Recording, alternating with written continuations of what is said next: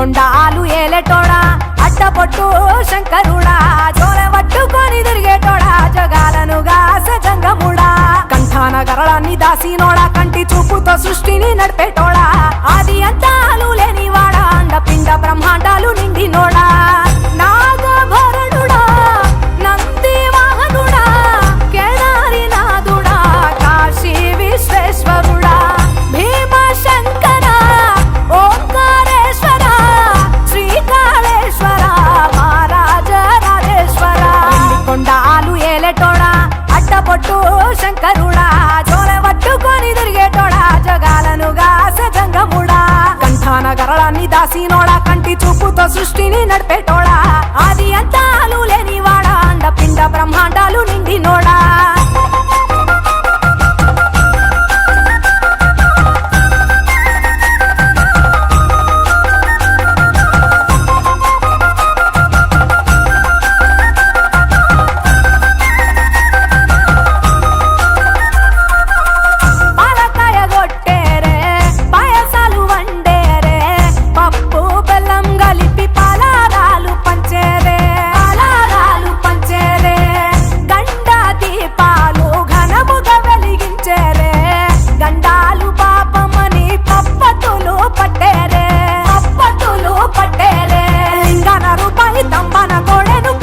వారికి సుట్టానివే తడిపట్ట తానాలు గుడి చుట్టూ దండాలు మొక్కిన వారికి దిక్కునివే యములాడ రాజన్న శ్రీశైలం మల్లన్న ఏ పేరున పిలిచిన గాని పలికేటి దేవుడవే కోరితే కొడుకులనిచ్చి అడిగితే ఆడబిడ్డలనిచ్చే తీరు తీరు పూజలనుందే మా ఇంటి దేవుడవే ఎండి కొండాలు ఏలేటోడా అడ్డపొట్టు శంకరుడా జోల పట్టుకొని తిరిగేటోడా జగాలను గాసె జంగముడా కంఠాన గరళాన్ని దాసినోడా కంటి చూపుతో సృష్టిని నడిపేటోడా ఆది అంతాలు లేనివాడా అండపిండ బ్రహ్మాండాలు నిండినోడా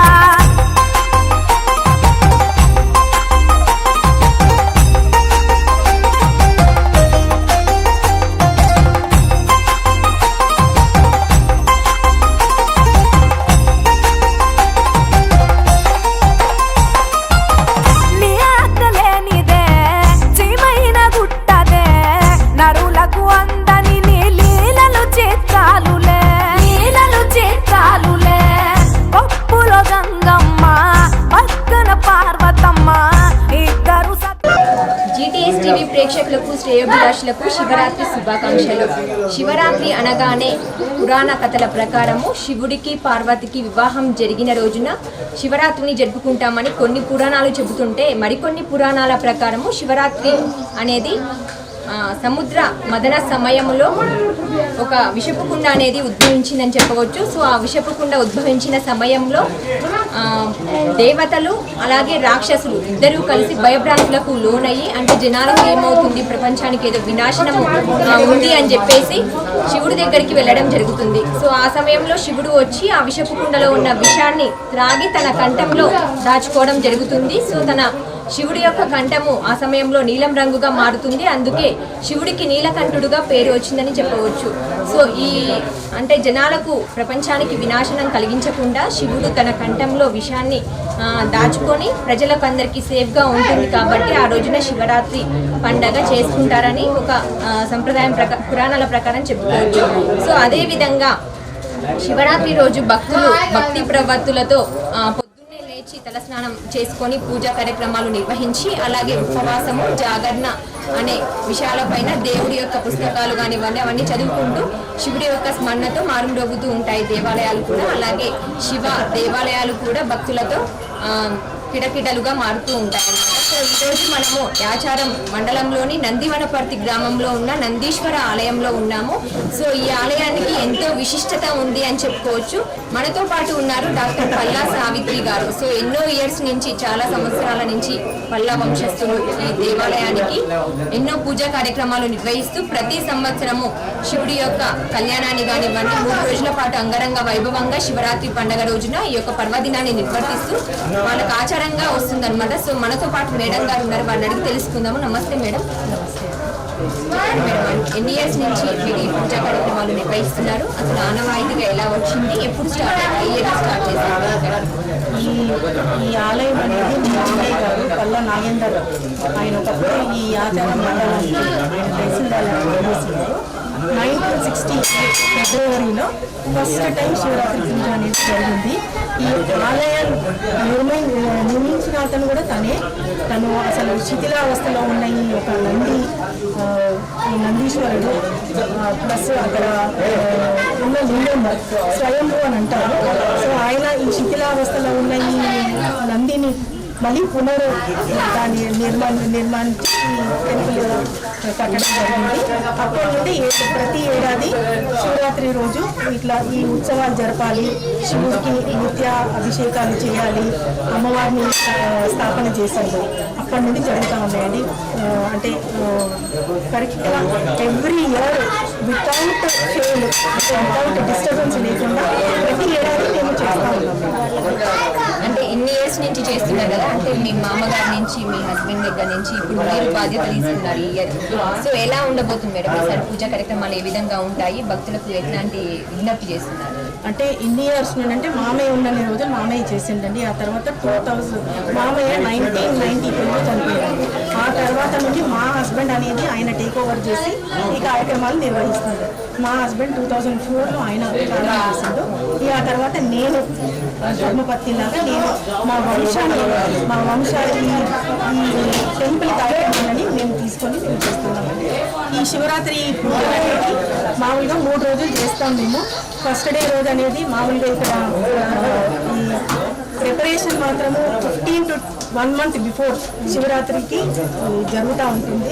ఇక్కడ పెయింటింగ్స్, ఇక్కడ ఇవన్నీ చేయడము, అన్నీ రెడీ చేసుకోవడము, పూజకు సంబంధించిన అన్నీ తెచ్చుకోవడము, ఇవన్నీ చేసుకోవడం జరుగుతుందండి.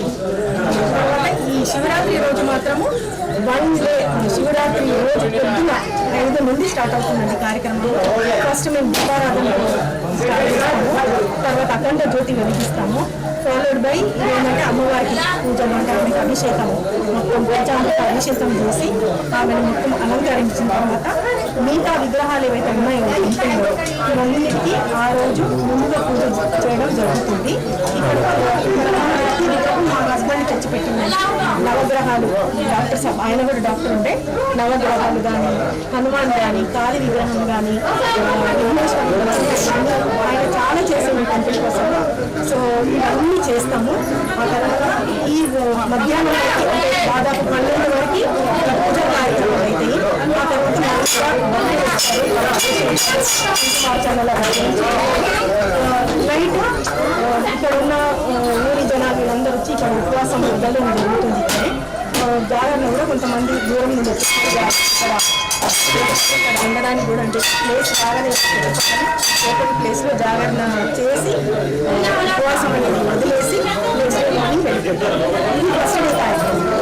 సెకండ్ డే కార్యక్రమం ఏమంటే పొద్దున మామూలుగా అభిషేకాలు చేయించుకునే వాళ్ళు అభిషేకాలు చేయించుకుంటారు.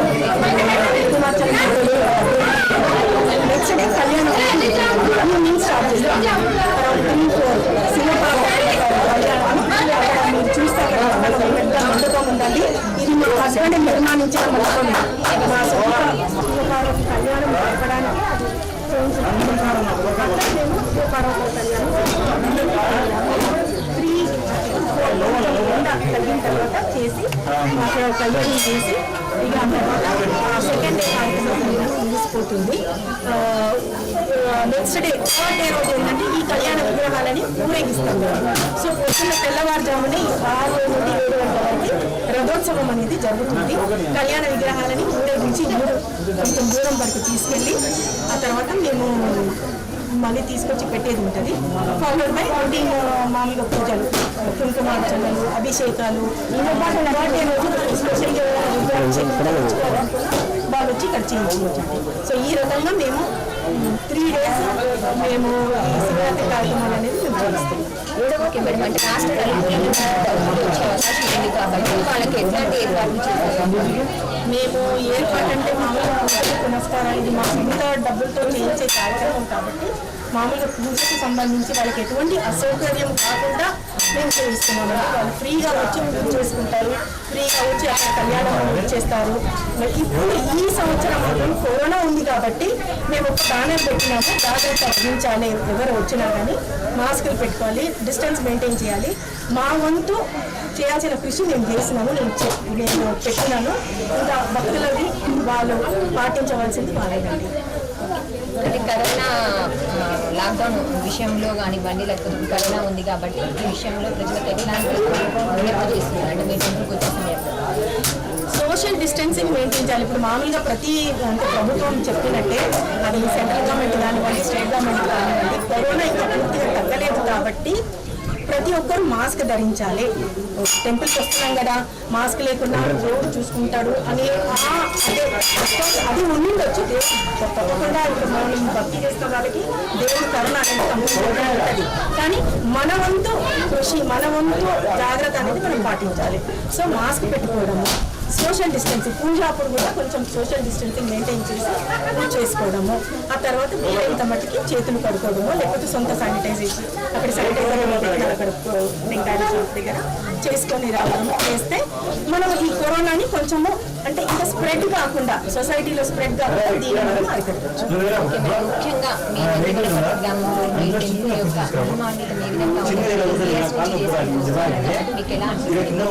ఈ టెంపుల్ ప్రత్యేకత ఏంటంటే మామూలుగా మామయ్య ఉన్నప్పటి నుండి కూడా వాళ్ళు ఏంటంటే ఇక్కడ ఈ నందీశ్వరునికి కానీ లేకపోతే ఈ శివుడికి కానీ మొక్కుతే కానీ వాళ్ళకి ఏదైనా కోరికలు ఉంటే అవి తీరుతాయి. ముఖ్యంగా పిల్లలు కానీ వాళ్ళకి అంటే దంపతులకు చిల్డ్రన్ లేని వాళ్ళకి వచ్చి ఇక్కడ మొక్కి వాళ్ళు చేసుకుంటే వాళ్ళది కోరికలు అనేది నిలబెడతాయని అది మామూలుగా ఎప్పుడుండో అనుకుంటున్న విషయము. అది జరుగుతుందని మాకు తెలిసిన వాళ్ళు కూడా మాకు చెప్తా ఉన్నారు.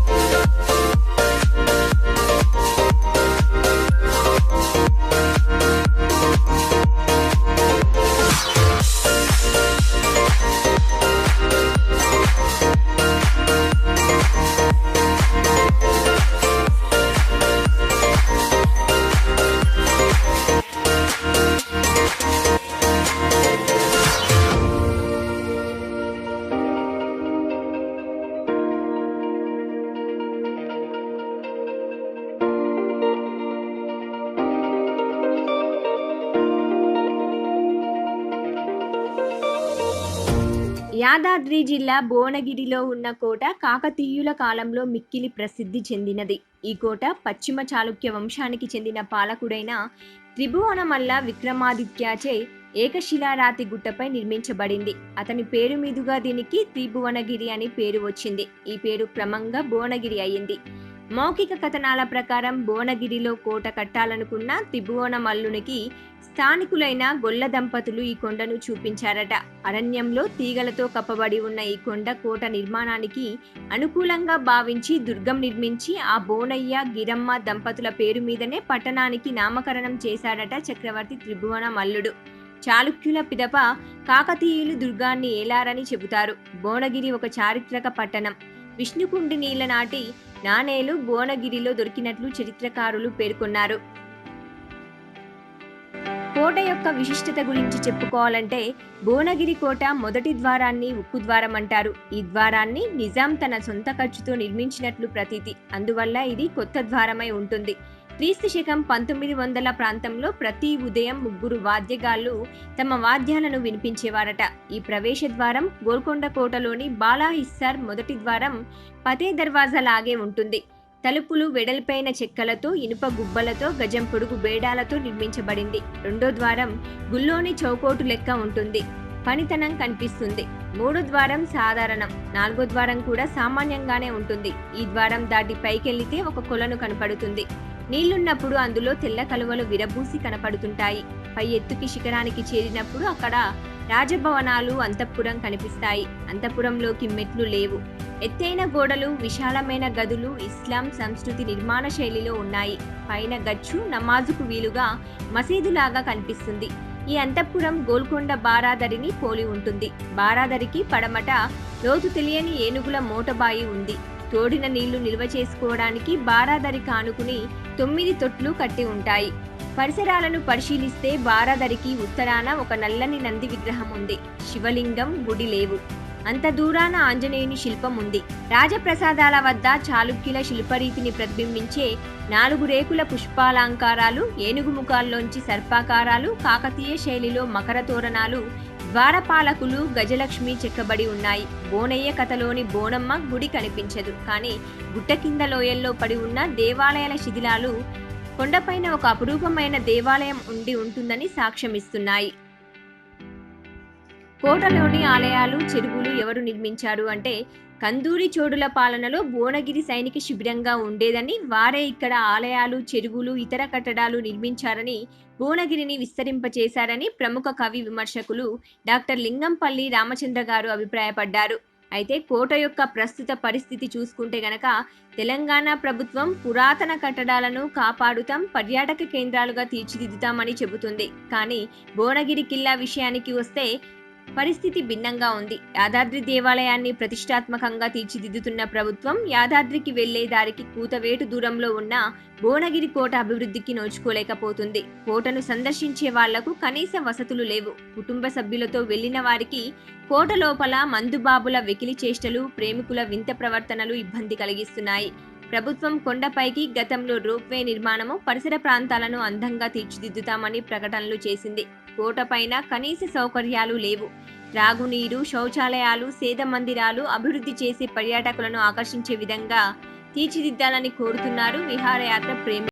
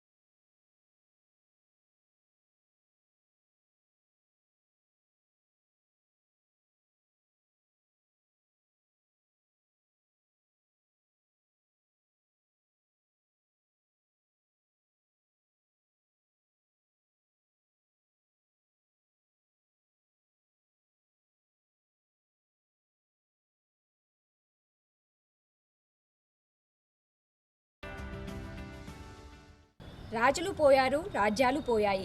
అలాగే తెలంగాణ ప్రాంతంలో ఉన్న బురుజులు, కోటలు శిథిలావస్థకు చేరుకున్నవి ఎన్నో ఉన్నాయి.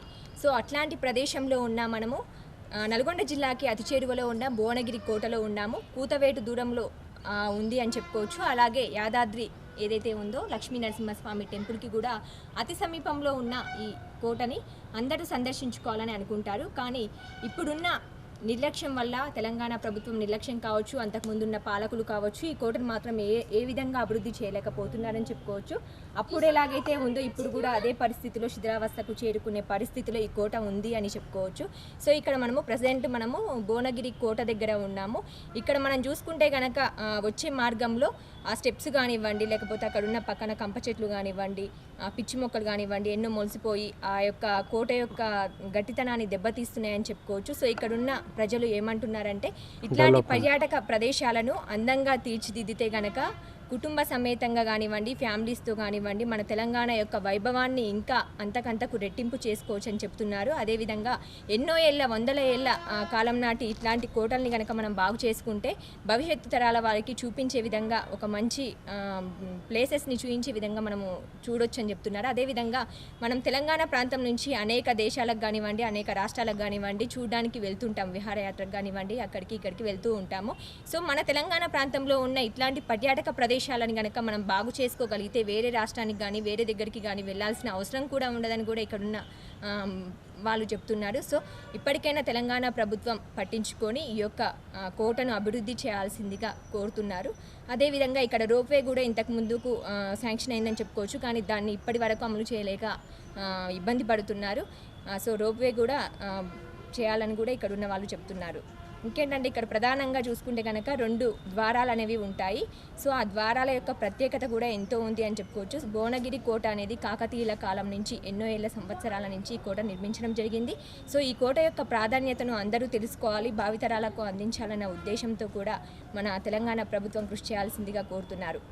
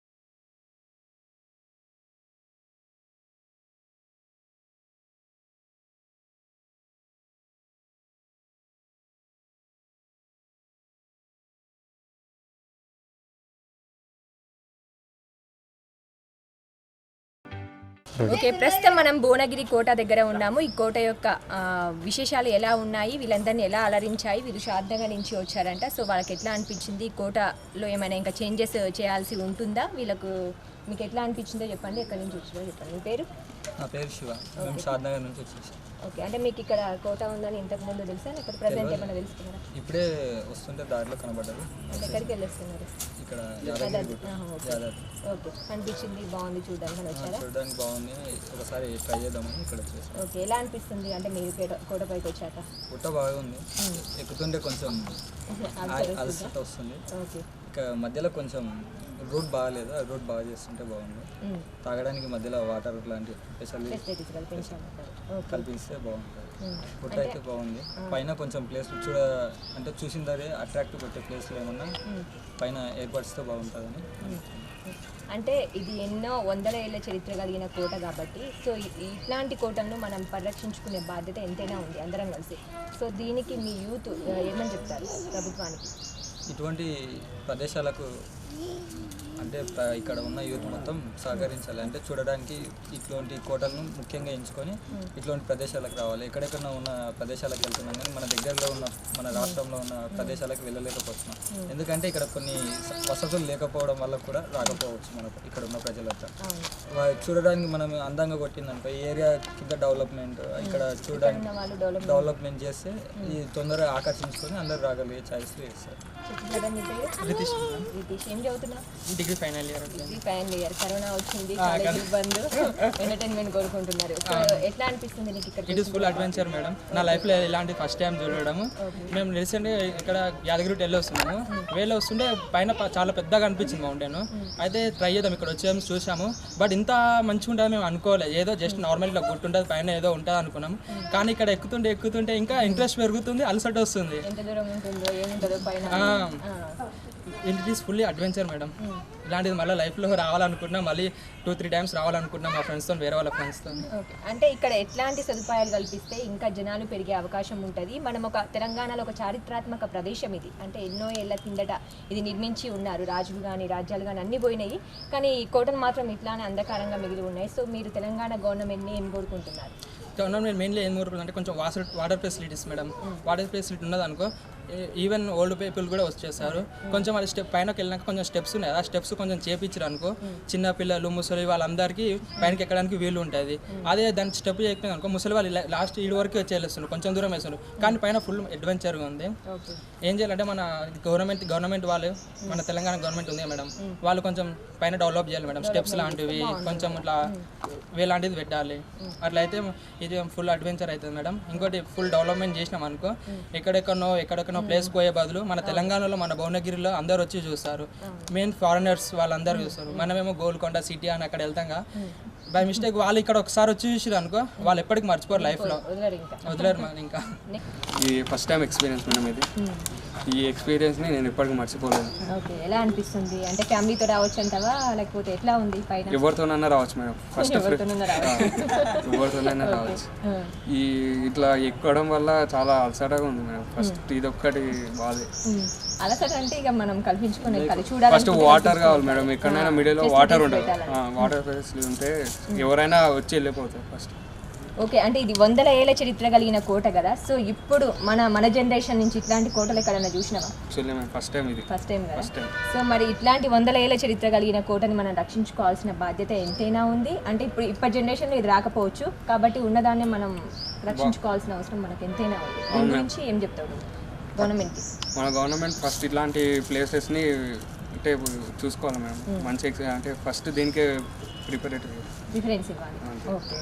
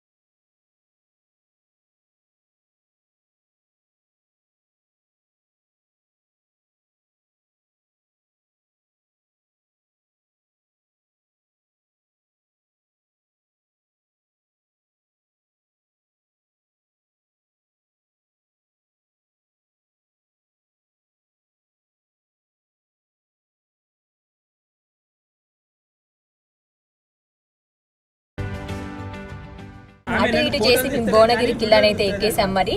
సో ఇట్లాంటి చారిత్రాత్మక ప్రదేశాలను గుర్తించుకోవాల్సిన అవసరం ప్రభుత్వానికి ఎంతైనా ఉందని చెప్పుకోవచ్చు. ఎందుకంటే ఇట్లాంటి బుర్జులు కానివ్వండి, చారిత్రాత్మక ప్రదేశాలు కానివ్వండి, వీటిని చాలా రూపురేఖలుగా మార్చి అందరికీ ఆదర్శప్రాయంగా ఉండేటట్లు చేసుకోవాలి. అలాగే పర్యాటకులకు కూడా వీలు కల్పించే విధంగా సౌకర్యాలను కల్పిస్తే బాగుంటుందని పర్యాటకులు కూడా చెప్తున్నారు. అంతేకాకుండా ఇక్కడికి వచ్చే పర్యాటకులు ఎక్కువ శాతం ఎవరు ఉంటారంటే యువకులు కానివ్వండి, ప్రేమికులు కానివ్వండి. ఇంకేంటంటే ఇక్కడ యువకులు వచ్చి ఇక్కడ మందు సేవిస్తున్నట్లు కూడా మనకు తెలుస్తుంది. ఇక్కడ బాటిల్స్ వేయడం కానివ్వండి, చెత్త చెదరం వేయడం కానివ్వండి, ప్రేమికులు కూడా ఎక్కువగా అడ్డాగా మారిందని చెప్పుకోవచ్చు. సో ఇట్లాంటివి కొంచెం ఈ ఏరియా వాళ్ళు కనిపెట్టుకొని వాళ్ళని దూరంగా ఉంచితే బాగుంటుంది. పర్యాటకులకు కూడా ఇంకా ఎక్కువ వచ్చే అవకాశం కూడా ఉంటుందని చెప్పుకోవచ్చు. సో ఇదందరూ చూడదగ్గ ప్రదేశం కాబట్టి ఇప్పటికైనా తెలంగాణ ప్రభుత్వం ఇట్లాంటి చారిత్రాత్మక ప్రదేశాలను పట్టించుకొని వీటిని సుందరీకరిస్తే గనక తెలంగాణ ప్రాంతంలో ఎన్నో చారిత్రాత్మక ప్రదేశాలను ఉంచుకునే వాళ్ళం అవుతామని కూడా చెప్పుకోవచ్చు.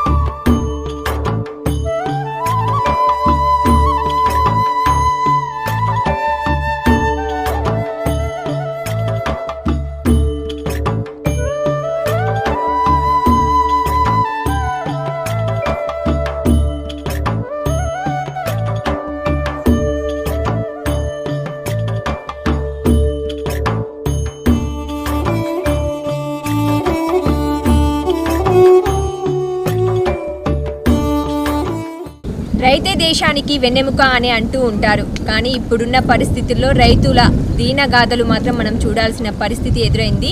ఎందుకంటే ఒకవైపు కరోనా విపత్కర పరిస్థితులు కానివ్వండి, ఒకవైపు అకాల వర్షాలు కానివ్వండి, రైతులు నానా ఇబ్బందులు పడుతున్న సంగతి అందరికీ తెలిసిందే. సో ఇక్కడ మనతో పాటు పూల రైతు ఉన్నాడు. సో అసలు ఈ సీజన్లో యాక్చువల్గా పెళ్ళిళ్ళు కానీ, ఫంక్షన్స్ కానీ, ఇంకా మిగతా శుభకార్యాలు చేసుకునే టైం ఇది. సో ఈ టైంలో అకాల వర్షాల వల్ల తోటలన్నీ నాశనం అవుతున్నాయి. అది కాకుండా కరోనా కష్టకాలంలో రైతులు తీసుకుపోయిన పువ్వులు కూడా బజార్లో కనీసం 10 రూపాయలకు కూడా కొనలేని పరిస్థితి నెలకొందని రైతులు చెప్తున్నారు. సో మనతో పాటు ఇక్కడ ఒక రైతు ఉన్నారు. మీ పేరు సార్? నరేందర్ రెడ్డి. చెప్పండి సార్, ఎట్లుంది ఇప్పుడు కరోనా అంటున్నారు? కరోనా వల్ల పూలేసి 60,000 ఖర్చు వచ్చింది. రూపాయి వచ్చే పరిస్థితి, మార్కెట్ కోవాలి, ఖర్చులు జాడపడేసి రావాల్సిన పరిస్థితి ఏర్పడింది. మీరు ఎన్ని ఇయర్స్ నుంచి పూల దాదాపు 20 ఇయర్స్ నుంచి చేస్తున్నారు. 20 ఇయర్స్ నుంచి అంటే 20 ఇయర్స్ నుంచి చేస్తున్నారు కదా, ఎప్పుడైనా ఇట్లాంటి పరిస్థితి నెలకొందా, లేకపోతే ఈ 2 ఇయర్స్ నుంచి ఇలా ఉందా? 2 ఇయర్స్ నుంచి ఇది ఎక్కువ ఉంది. అంతకుముందు ఒక వానాకాలం వచ్చి పోయేది, మళ్ళీ రికవర్ అయ్యేది. అంటే ఇప్పుడు దేని వల్ల ఎక్కువగా ఇబ్బంది కరోనా వల్ల చాలా ఇబ్బంది అయింది. కరోనా వల్ల ఇబ్బంది పడుతున్నారు. పోలేకపోతున్నాం, అమ్మలేక వస్తలేదు జనం. ఒకసారి అక్కడ పోసి కూడా రావాల్సి వస్తుంది. ఇప్పుడు అంటే ఈ పూలన్నీ మీరు ఈ సీజన్లోనేనా, ప్రతి సీజన్లో ఇది సీజన్లో పెట్టాలి? ఏ సీజన్లలో మామూలుగా వేస్తుంటారు? మామూలుగా అంటే ఇప్పుడు దసరా, దీపావళికి ఒకసారి ఇస్తాం, ఈ సీజన్లో ఒకసారి ఇస్తాం. ఇప్పుడు అంటే ఈ పువ్వులన్నీ తెంచిన తర్వాత ఎక్కడికి తీసుకుపోతారు? ఎక్కడికి తీసుకుపోతారు? గుడిమల్కాపూర్, మేదీపట్నం, గుడిమల్కాపూర్. ఇప్పుడు అంటే మీదే ఓన్ ట్రాన్స్పోర్టా, లేకపోతే వాళ్ళే వచ్చి ఆటోలో తీసుకుంటాం? మీరే ఓన్గా? ఓకే, వీళ్ళు ఓన్గా ఇక్కడ నుంచి గుడిమల్కాపూర్ తీసుకెళ్ళి పూల మార్కెట్కి తీసుకెళ్ళి అక్కడ పూలు అమ్మే పరిస్థితి ఉంది. కానీ ఇప్పుడు ఫంక్షన్స్ కానివ్వండి, శుభకార్యాలు కానివ్వండి లేకపోవడం ఒకటి, కరోనా ఒకటి, ఈ అకాల వర్షం ఒకటి, ఇవన్నీ వీళ్ళని తీవ్ర ఇబ్బందులకు గురి చేసిందని చెప్పొచ్చు. సార్, జనరల్గా ఈ పూలు ఎంత కేజీ మామూలు టైంలో? 200, 100, 50, 60 మనకు సాటిస్ఫాక్షన్. ఇప్పుడు ఎట్లుంది పరిస్థితి? ఏం లేదు, అంతే. మాకు మనం తీసుకుపోయిన కిరాయిలు కూడా మేము అంటే జనరల్గా మీరు పూలు తీసుకుపోయినప్పుడు ఎంత కిలో అమ్ముతారు? 10 రూపాయలు. 10 రూపాయలు. 10 రూపాయలు ఇచ్చిపెట్టి వచ్చినామాట 2 సంచులు. ఇంకా రైతు పక్షపాతి అని చెప్పుకునే మన తెలంగాణ గవర్నమెంట్ రైతులకు ఇచ్చేది శూన్యమే. ఇంత లాస్ వస్తుంది ప్రభుత్వం. ఎలాంటి ఇదివరకు ఇలాంటి సబ్సిడీ కూడా ఇస్తలేదు రైతుకి. ఇచ్చి ఇంతకుముందు గవర్నమెంట్ ఏ గవర్నమెంట్ సబ్సిడీ ఇచ్చేది కాదు, సబ్సిడీ కూడా ఇస్తలేడు. పంట నష్టం ఇదేంది, రైతు బంధు వేస్తే సరిపోదు. రైతు బంధు అవసరమే లేదు మాకు నష్ట పరిహారం ఇస్తే సరిపోతుంది. రైతు అవసరం లేదు సబ్సిడీ. రైతు బంధు కూడా ఒక డౌట్ నాకు. రైతు బంధు కూడా 50 ఎకరాలు, 100 ఎకరాలు, 200 ఎకరాలు ఉన్న వాళ్ళకి కూడా రైతు బంధు వస్తుంది. దీని గురించి మీ అభిప్రాయం ఏంటి సార్? తప్పది. ఎట్లా ఏమంటారు? మేము రైతు బంధు వద్దు, మాకు సబ్సిడీ రూపంగా అంటే 5 ఎకరాలు 10 ఎకరాలు అట్లా ఇస్తే సరిపోతుంది. రైతుకి ఇవ్వాలి, అంటలేదు. ప్రభుత్వం మంచివే, కానీ పథకాలు మంచివి ఉన్నా కూడా వాడుకోవాలి దాన్ని. ఇప్పుడు పంట నష్టం జరుగుతుంది, దానికి నష్టపరిహారం ఇస్తే రైతు బాగుపడుతుంది. ఎవరు బాగుపడతాడు? కష్టం చేసేవాడు బాగుపడతాడు. ఇప్పుడు 100 ఎకరాల్లోకి ఇచ్చేవాడు వాడు సిటీలో హైదరాబాద్ ఉన్నవాడు బాగుపడుతుంది. ఇప్పుడు రైతు ఎప్పుడు బాగుపడతాడు?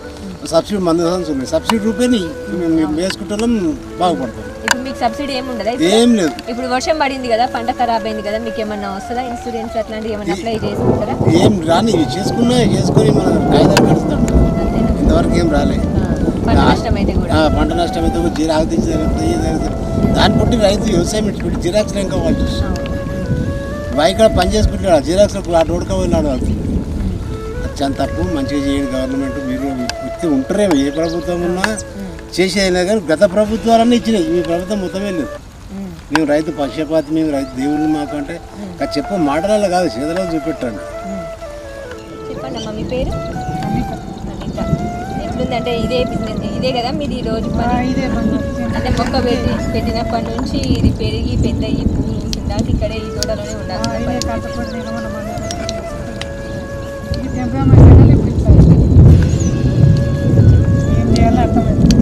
అంటే మామూలుగా ఈ మొక్కలు మీరు కొనుక్కొస్తారమ్మా స్టార్టింగ్, లేకపోతే మీరు 5 రూపాయలకు ఒక మొక్క? 5 రూపాయలకి ఒక మొక్క తెచ్చుకుంటుంటారు. పెట్టినప్పటి మొక్కలకి 25,000 అయింది. కలుపు తీసి 10,000 అయింది. మందులకు 10,000 అయింది. ఇవాళ ఆమె కూలి అని పెట్టుకున్నాం, ఆమె కూలి కూడా రాకపోతే బాగా వర్షం వచ్చి కదా. అంటే ఎంత ఇస్తారు కూలి ఆమెకి? ఎంత? 200. 200. మధ్యాహ్నం వస్తే. సరే అమ్మ, మామూలుగా అంటే 2 సంవత్సరాల కింద పూల పరిస్థితి ఏ విధంగా ఉంది, పూల మార్కెట్లోని మీకు ఎట్లా ఆదాయం వస్తుండే, ఇప్పుడు కరోనా వచ్చినప్పటి నుంచి ఏ రకంగా ఉంది? అప్పుడు మంచిగానే ఉండే మంచిగానే వస్తుంది కానీ కరోనా వచ్చినప్పటి నుంచి మళ్ళీ పోతుంది. పోతుంది. అంటే ఎట్లా అనిపిస్తుంది అంటే కరోనా వచ్చింది అందరిని అతలాకుతలం చేసిందని తెలుసు, ఈ కరోనా ఇప్పుడు పూలు పోకపోయినా సరే కానీ మంచి బత్తే చల్లనట్టు అనిపిస్తుంది. అట్లే ఉంది. అందుకనికే మా ఊరిని వద్దంటున్నాము. మంచి కానీ ఈసారి కాకుండా మళ్ళీసారి చెప్పుకొని బతుకుతాం. మరి మంచి పోయినాక ఏం చేస్తాం చెప్పు మనకి. ఓకే అండి, చూస్తున్నారు కదా, అంటే కరోనా అనేది ప్రతి ఒక్కరిని అతలాకుతలం చేసిన సంగతి అందరికీ తెలిసిందే. దేశవ్యాప్తంగా కూడా ప్రపంచవ్యాప్తంగా కూడా కరోనా అనేది అల్లకల్లోలం సృష్టిస్తుందని చెప్పుకోవచ్చు. సో ఈసారి కరోనా ప్రభావంతో మన తెలంగాణలో ఇక్కడ కందుకూరు కదా, కందుకూరులోని కొత్తగూడెంలో ఉన్న వ్యవసాయ క్షేత్రంలో ఉన్నాము. వీళ్ళు బంతి తోట గత 20 సంవత్సరాల నుంచి ఇక్కడ సాగు చేస్తున్న పరిస్థితి కనిపిస్తుంది. సో ఎప్పుడూ మాకు ఇట్లాంటి పరిస్థితి లేదు. గత 2 సంవత్సరాల నుంచి కరోనా వచ్చినప్పటి నుంచి మాత్రమే ఇట్లాంటి పరిస్థితి నెలకొంది. రైతుల యొక్క దీనగాథలను ప్రభుత్వం కూడా పట్టించుకోవాలి. మాకు కూడా ఏదైనా రక్షణ కల్పిస్తే బాగుంటుంది. రైతు లేనిదే ప్రపంచం లేదు, దేశం లేదన్నట్టుగా చెప్తున్నారు వీళ్ళు. సో ఇక్కడ పూల పరిస్థితి కనుక చూసుకుంటే కరోనా విపత్కర పరిస్థితుల్లో ఫంక్షన్స్, పార్టీస్ కానివ్వండి, సెలబ్రేషన్స్ కానివ్వండి ఏమీ లేవు కాబట్టి చేసుకున్నా కూడా ఒక 20 మెంబర్స్ 15 మెంబర్సే చేసుకోవాలంటున్నారు కాబట్టి పూల పరిస్థితి కూడా చాలా అధ్వానంగా తయారైందని చెప్పుకోవచ్చు. సో ఇప్పుడు ఈ సీజన్లో కనుక పూర్వం కనుక చూసుకుంటే కనుక ఇప్పుడు మొత్తం పెళ్లిళ్ళ సీజన్ అనమాట. సో ఈసారి పెళ్లిళ్ళకు కూడా కొంచెం అడ్డుకట్ట బ్రేక్ వచ్చి ఈ మేలోనే ముహూర్తాలు ఉండడంతో, ఈ మేలోనే సెకండ్ వేవ్ కూడా తీవ్రంగా విజృంభించడంతో వీళ్ళకు చాలా ఘోరమైన పరిస్థితి నెలకొందని చెప్పుకోవచ్చు. వీళ్ళు ఈ మార్కెట్కి ఇక్కడి నుంచి ఈ పూలు కనుక బస్తాలలో నింపితే కనుక వాళ్ళకి 10 రూపీస్ వరకే కిలో తీసుకుంటారని చెప్తున్నారు. ఒక్కొక్కసారి అక్కడ పడేసి కూడా వచ్చిన సందర్భాలు కూడా ఉన్నాయని చెప్తున్నారు. సో వీళ్ళ యొక్క పరిస్థితి ఈ విధంగా ఉందని చెప్పుకోవచ్చు.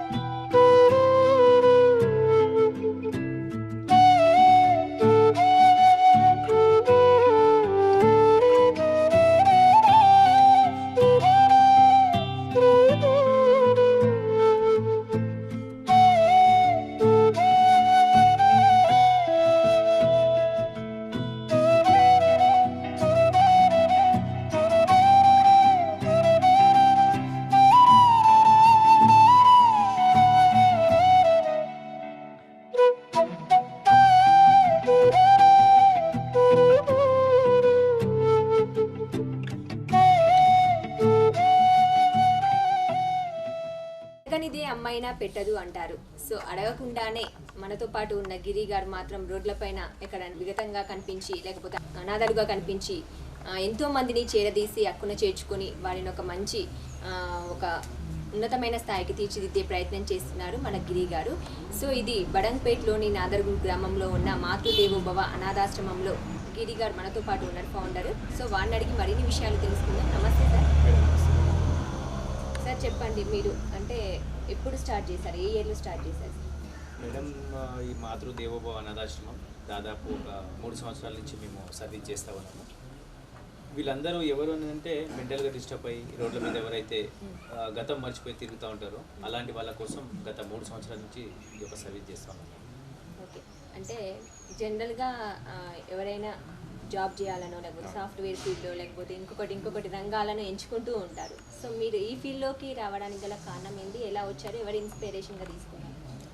అంటే మేడం, నేను దాదాపు ఒక 7 ఇయర్స్ నుంచి కూడా సర్వీస్ చేస్తున్నాను. అంటే రోడ్డు మీద ఎవరైతే ఇలాంటి వాళ్ళు ఉంటారో వాళ్ళకి నేను అక్కడే గుండు కొట్టించి అక్కడే స్నానం చేయించి అక్కడే బట్టలు వేసేవాడిని. కానీ అందరికీ ఆశ్రమాలు ఉన్నాయి. మెంటల్గా ఉన్న వాళ్ళకి ఎక్కడ చూసినా కూడా ఆశ్రమాలు లేవు. నేనే ఎందుకు చేయకూడదు, ఇలాంటి వాళ్ళకి నేను ఎందుకు సర్వీస్ చేయకూడదు? వీళ్ళందరూ నిజంగా అన్నం లేక రోడ్ల మీద, ఇల్లు లేక, తాగడానికి నీళ్ళు లేక చనిపోతూ ఉన్నారు కాబట్టి ఇలాంటి వాళ్ళకి చేయాలని తపనతో చేశాను. ఫస్ట్ ఆఫ్ ఆల్ మా బ్రదర్ కూడా మెంటల్గా డిస్టర్బ్ అయ్యి తిరిగి చనిపోయారు నా చిన్నతనంలో. సో మా అన్నయ్య పడ్డటువంటి బాధ ఇంకొకరు పడకూడదు అన్న ఒక ఆలోచనతో కూడా నేను ఈ యొక్క ఆశ్రమాన్ని నెలకొల్పాను. అంటే మీకు క్వాలిఫికేషన్ ఏంటి? నేను 10th వరకు చదువుకున్నాను. 10th వరకు చదువుకున్నారు. సో అంటే మీరు ఎక్కడ పుట్టి పెరిగింది? సొంతం మాది సంస్థ నారాయణపురం, నల్గొండ జిల్లా. నల్గొండ జిల్లా.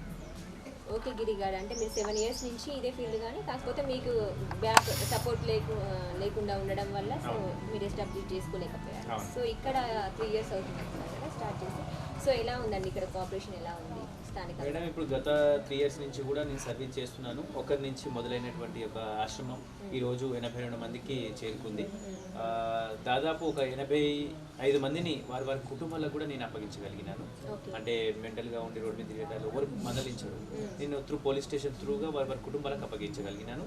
ప్లస్ మాకు లోకల్లో ఉన్నటువంటి బడంగ్పేట మున్సిపాలిటీ తరఫు నుంచి మా మేయర్ గారు ప్లస్ అక్కడ ఉన్నటువంటి కార్పొరేటర్లు హెల్ప్ తీసుకొని నేను ఇప్పటి వరకు అయితే ఇలా రన్ చేస్తున్నాను. ఓకే, అంటే ఇప్పుడు మీరు ఏదైతే ఇది ఉందో ఆశ్రమం ఉందో ఇది మీది ఓనా అండి లేకపోతే రెంటెడా? లేదు మేడం, రెంట్ బిల్డింగ్ మేడం. అయినా కూడా మా శశాంక్ రెడ్డి గారు మా ల్యాండ్ ఓనరు, ఆయన కూడా చాలా హెల్ప్ చేస్తుంటారు. వారి ఆధ్వర్యంలోనే నేను సేవా కార్యక్రమాలు చేస్తూ ఉంటాను. ఓకే అండి, అంటే మరి వీళ్ళకు ఫుడ్ కానివ్వండి ఇదంతా వాళ్ళు ఏమైనా పేమెంట్ వాళ్ళ పిల్లలు కానివ్వండి ఏమైనా పంపిస్తూ ఉంటారా, లేకపోతే మీరే పర్సనల్గా మీరే స్పెండ్ చేస్తూ? మేడం, వీళ్ళకి ఎవరు లేని వాళ్ళండి. గతం మర్చిపోయి రోడ్డు మీద తిరిగే వాళ్ళని తీసుకొచ్చి వీళ్ళ కుటుంబ సభ్యులు ఎక్కడ ఉన్నారో కూడా తెలియదు కాబట్టి నేను ఉన్నంత కాలం వీళ్ళని చూసుకోవాలి. మళ్ళీ వారు మంచిగా అయిన తర్వాత వారి కుటుంబాలకి అప్పగించాలని ఒక ఆలోచనతో ఉన్నాం. వీళ్ళకి సంబంధికులు అయితే ఎవరు లేరు మేడం. సో అంటే మీరు దాదాపు 3 ఇయర్స్ నుంచి అంటున్నారు కదా, లాస్ట్ ఇప్పుడు ఏదైతే కరోనా మహమ్మారి ఉందో ఆ కరోనా మహమ్మారి టైంలో వీళ్ళని ఎలా మెయింటైన్ చేయగలగాలని, అంటే ఫుడ్ కానివ్వండి జనరల్గా మంచిగా ఉన్న వాళ్ళే జాబ్స్ చేసుకోలేకుండా ఇంట్లో ఉండి ఎన్నో ఇబ్బందులు పడ్డారు. సో మీరు ఎలా వీళ్ళకు ఎవరు సపోర్ట్ చేశారు, ఎలా ముందుకు వెళ్ళగలిగారు? అంటే మేడం, ఫస్ట్ ఆఫ్ ఆల్ అవి ప్రపంచం అంతా కూడా చాలా అతలకుతలం అయిపోయింది కరోనాతో. ఆ టైంలో మేము కూడా చాలా సఫర్ అయ్యాము. అంటే రోజుకి 3 పూటలు తినే పరిస్థితి లేకుండే నేను దాతల సహాయం తీసుకుని రోజుకి 3 పూటలు పెట్టే ప్లేస్లో 2 పూటలు పెట్టగలిగినాం. అలాగే మరి మన లోకల్లో ఉన్నటువంటి మేయర్ గారు ప్లస్ అలాగే మా రాచకొండ కమిషనరేట్ పరిధిలో ఉన్నటువంటి మహేష్ భగవత్ గారు కమిషనర్ గారు వారు కూడా చాలా హెల్ప్ చేశారు. వీళ్ళకి కావాల్సినటువంటి నిత్యావసర వస్తువులు, బియ్యం, పప్పు, నూనె అలాంటివి పంపించారు. అలా తర్వాత ఇక్కడ ఉన్నటువంటి కార్పొరేటర్లు తలా తోచిన విధంగా వాళ్ళ పెళ్లి రోజులు, పుట్టినరోజులు ఉన్నప్పుడు ఈ కరోనా టైంలో వచ్చి ఇక్కడ సెలబ్రేట్ చేసుకునేవారు. అలా కొంచెం నాకు మేలు జరిగి ఈ కరోనా అనేది ఒక 1 ఇయర్ నుంచి కూడా కొంచెం ఇబ్బందులు గడిచిపోయింది. కరోనా టైంలో ఇక్కడ ఒక 2-3కి కూడా మీకు కూడా కరోనా వచ్చిందని విన్నా, మేము కూడా వచ్చాం కదా ఆ టైంలో. సో అప్పుడు ఎలా చేయగలిగారు మీరు? అంటే వైద్య ఖర్చులు కానివ్వండి ఇవన్నీ ఉంటుంటాయి, ఇంకా స్పెషల్ ఐసోలేషన్ అని ఉంటుంది, వీటన్నిటికీ ఎవరు హెల్ప్ చేశారు? కరోనా వచ్చినప్పుడు మేడం వీళ్ళకి ఒక 12 మందికి కరోనా వచ్చింది మేడం. అందులో నాకు మా మిస్సెస్కి కరోనా పాజిటివ్ వచ్చింది. ఆ టైంలో నేను ఏం చేయాలో తోచని పరిస్థితిలో వీళ్ళందరికీ కూడా ఇక్కడ క్యాంప్ వేయించుకొని గవర్నమెంట్ సహకారం తీసుకొని చెక్ చేయించాను. చెక్ చేసి అందులో ఒక 13 మందికి పాజిటివ్ వస్తే మేము అందరం కూడా గేట్ బయటని ఒక 2 డేస్ ఉన్నాము. ఆ తర్వాత మళ్ళీ మా లోకల్లో ఉన్నటువంటి టీఆర్ఎస్ పార్టీ అధ్యక్షులు బడంపేట అధ్యక్షులు రామిరెడ్డి గారి సార్ దృష్టికి తీసుకెళ్తే ఆయన కలెక్టర్ గారితో మాట్లాడి మీ సమక్షంలోనే ఆ రోజు మరి ఇక్కడ ఉన్నటువంటి ఒక 13 మందిని ఐసోలేషన్కి గచ్చిబౌలిలో ఉన్నటువంటి థిమ్స్ హాస్పిటల్కి పంపించారు. మేము అక్కడే ఉండి ఒక 15 రోజులు ట్రీట్మెంట్ తీసుకొని ఆ తర్వాత మరి ఇక్కడికి రావడం జరిగింది మేడం. అంటే ఆ రోజు కాల్ చేసినప్పుడు కూడా ఆర్డీఓ కానీ కలెక్టర్ కానీ సానుకూలంగా స్పందించారు, మీకు అంటే తక్షణమే హెల్ప్ జరిగిందని చెప్పుకోవచ్చు ఆ విషయంలో మాత్రం. సో సార్ సరే అంటే జనరల్గా మన ఇంట్లో ఉన్న పిల్లలకు కానివ్వండి లేకపోతే పెద్దవాళ్ళకి కానివ్వండి ఒక రోజు 2 రోజులు జాబ్ చేయకుండా ఉన్నప్పుడు వాళ్ళకి కనీసం తిండి పెట్టాలంటేనే కొంచెం ప్రాబ్లం అవుతుంది. సో ఇంతమంది 80 మెంబర్స్ అంటే అది మామూలు విషయం ఏం కాదు, మీరు సొంతంగా కూడా పెట్టుకునే పరిస్థితి కాబట్టి సో మీరు ఏ రకంగా హెల్ప్ కోరుకుంటున్నారు? నేను ఒకటే అంటున్నాను మేడం, ఇప్పుడు పెళ్లి రోజులు పుట్టినరోజులు ఉన్నప్పుడు మీరు ఎంతో ఖర్చు చేస్తుంటారు. ఆ టైంలో వచ్చి ఒక 80 మందికి మీకు తోచిన విధంగా అంటే బియ్యం కావచ్చు, పప్పు కావచ్చు, నూనె కావచ్చు అలాంటివి వచ్చి ఇచ్చిపోయినప్పుడు కూడా వీళ్ళకి నేను వండి పెట్టగలుగుతున్నాను. ఇక ఫర్దర్గా ముందు కూడా ఆలోచించుకుంటే ఇప్పుడు ఉన్నటువంటి సమాజంలో ఎంతో విచ్చలవిడిగా ఖర్చు చేస్తున్నారు పుట్టినరోజులని, పెళ్లి రోజులని. అలా కాకుండా మీరు మీ ఇంట్లో జరుపుకోండి, ప్లస్ ఇలాంటి అనాథ ఆశ్రమాలు ఎక్కడ ఇచ్చినా కూడా మీకు తోచిన విధంగా హెల్ప్ చేస్తే కనుక నేను సపోర్ట్గా ఉంటే ఇంకా ముందు కూడా నేను మంచిగా చేయగలుగుతా. ఇంకొక విషయం, గవర్నమెంట్ నుంచి కూడా నేను సపోర్ట్ కోరుకుంటున్నాను. ఏంటంటే ఇది రెంట్ బిల్డింగ్ కాబట్టి దయచేసి మరి గవర్నమెంట్ మమ్మల్ని గుర్తించి మరి చేస్తున్నటువంటి సేవకి గుర్తించి ఈ యొక్క అభాగ్యులకి ఒక ఎకరం ల్యాండ్ 6 ఎకరం ల్యాండ్ ఇస్తే కనుక ఇక ముందు కూడా నేను వీళ్ళకి చాలా మంచిగా సపోర్ట్ ఇస్తే నేను ఎంతోమందికి నేను నీడనేయగలుగుతాను. అవునండి, ఇప్పుడు రెంటెడ్ బిల్డింగ్ అంటున్నారు కాబట్టి మీరు అన్నట్టు ఇది ఎప్పుడు ఉండమంటారో తెలియదు, ఎప్పుడు వెళ్ళమన్నా కూడా తెలియని పరిస్థితి కాబట్టి సో మీరు ఏమన్నా పెట్టారండి? అంటే స్థానికంగా ఉన్న మన మహేశ్వరం నియోజకవర్గం మంత్రి గారు కూడా ఉన్నారు, సత్యనారాయణ రెడ్డి, వారి దృష్టికి ఏమైనా తీసుకెళ్ళడం జరిగింది, వారు సానుకూలంగా స్పందించారా? నేను సబితా రెడ్డి గారి దృష్టికి తీసుకెళ్లాను, వారికి లిఖితపూర్వకంగా కూడా లెటర్ ఇచ్చాను మేడం. త్వరలోనే చేస్తామని వారు మాట ఇచ్చారు. ప్లస్ మా బడంపేట మేయర్ గారికి, వాళ్ళ నరసింహారెడ్డి పారిజాత గారికి కూడా పెట్టడం జరిగింది. కలెక్టర్ గారికి అప్లికేషన్ ఇచ్చాను, కానీ టైం గడిచిపోయింది, 1 year అయిపోయింది, 2 years అవుతుంది. రెస్పాన్స్ అనేది కొంచెం అయినట్టుగా అనిపిస్తుంది.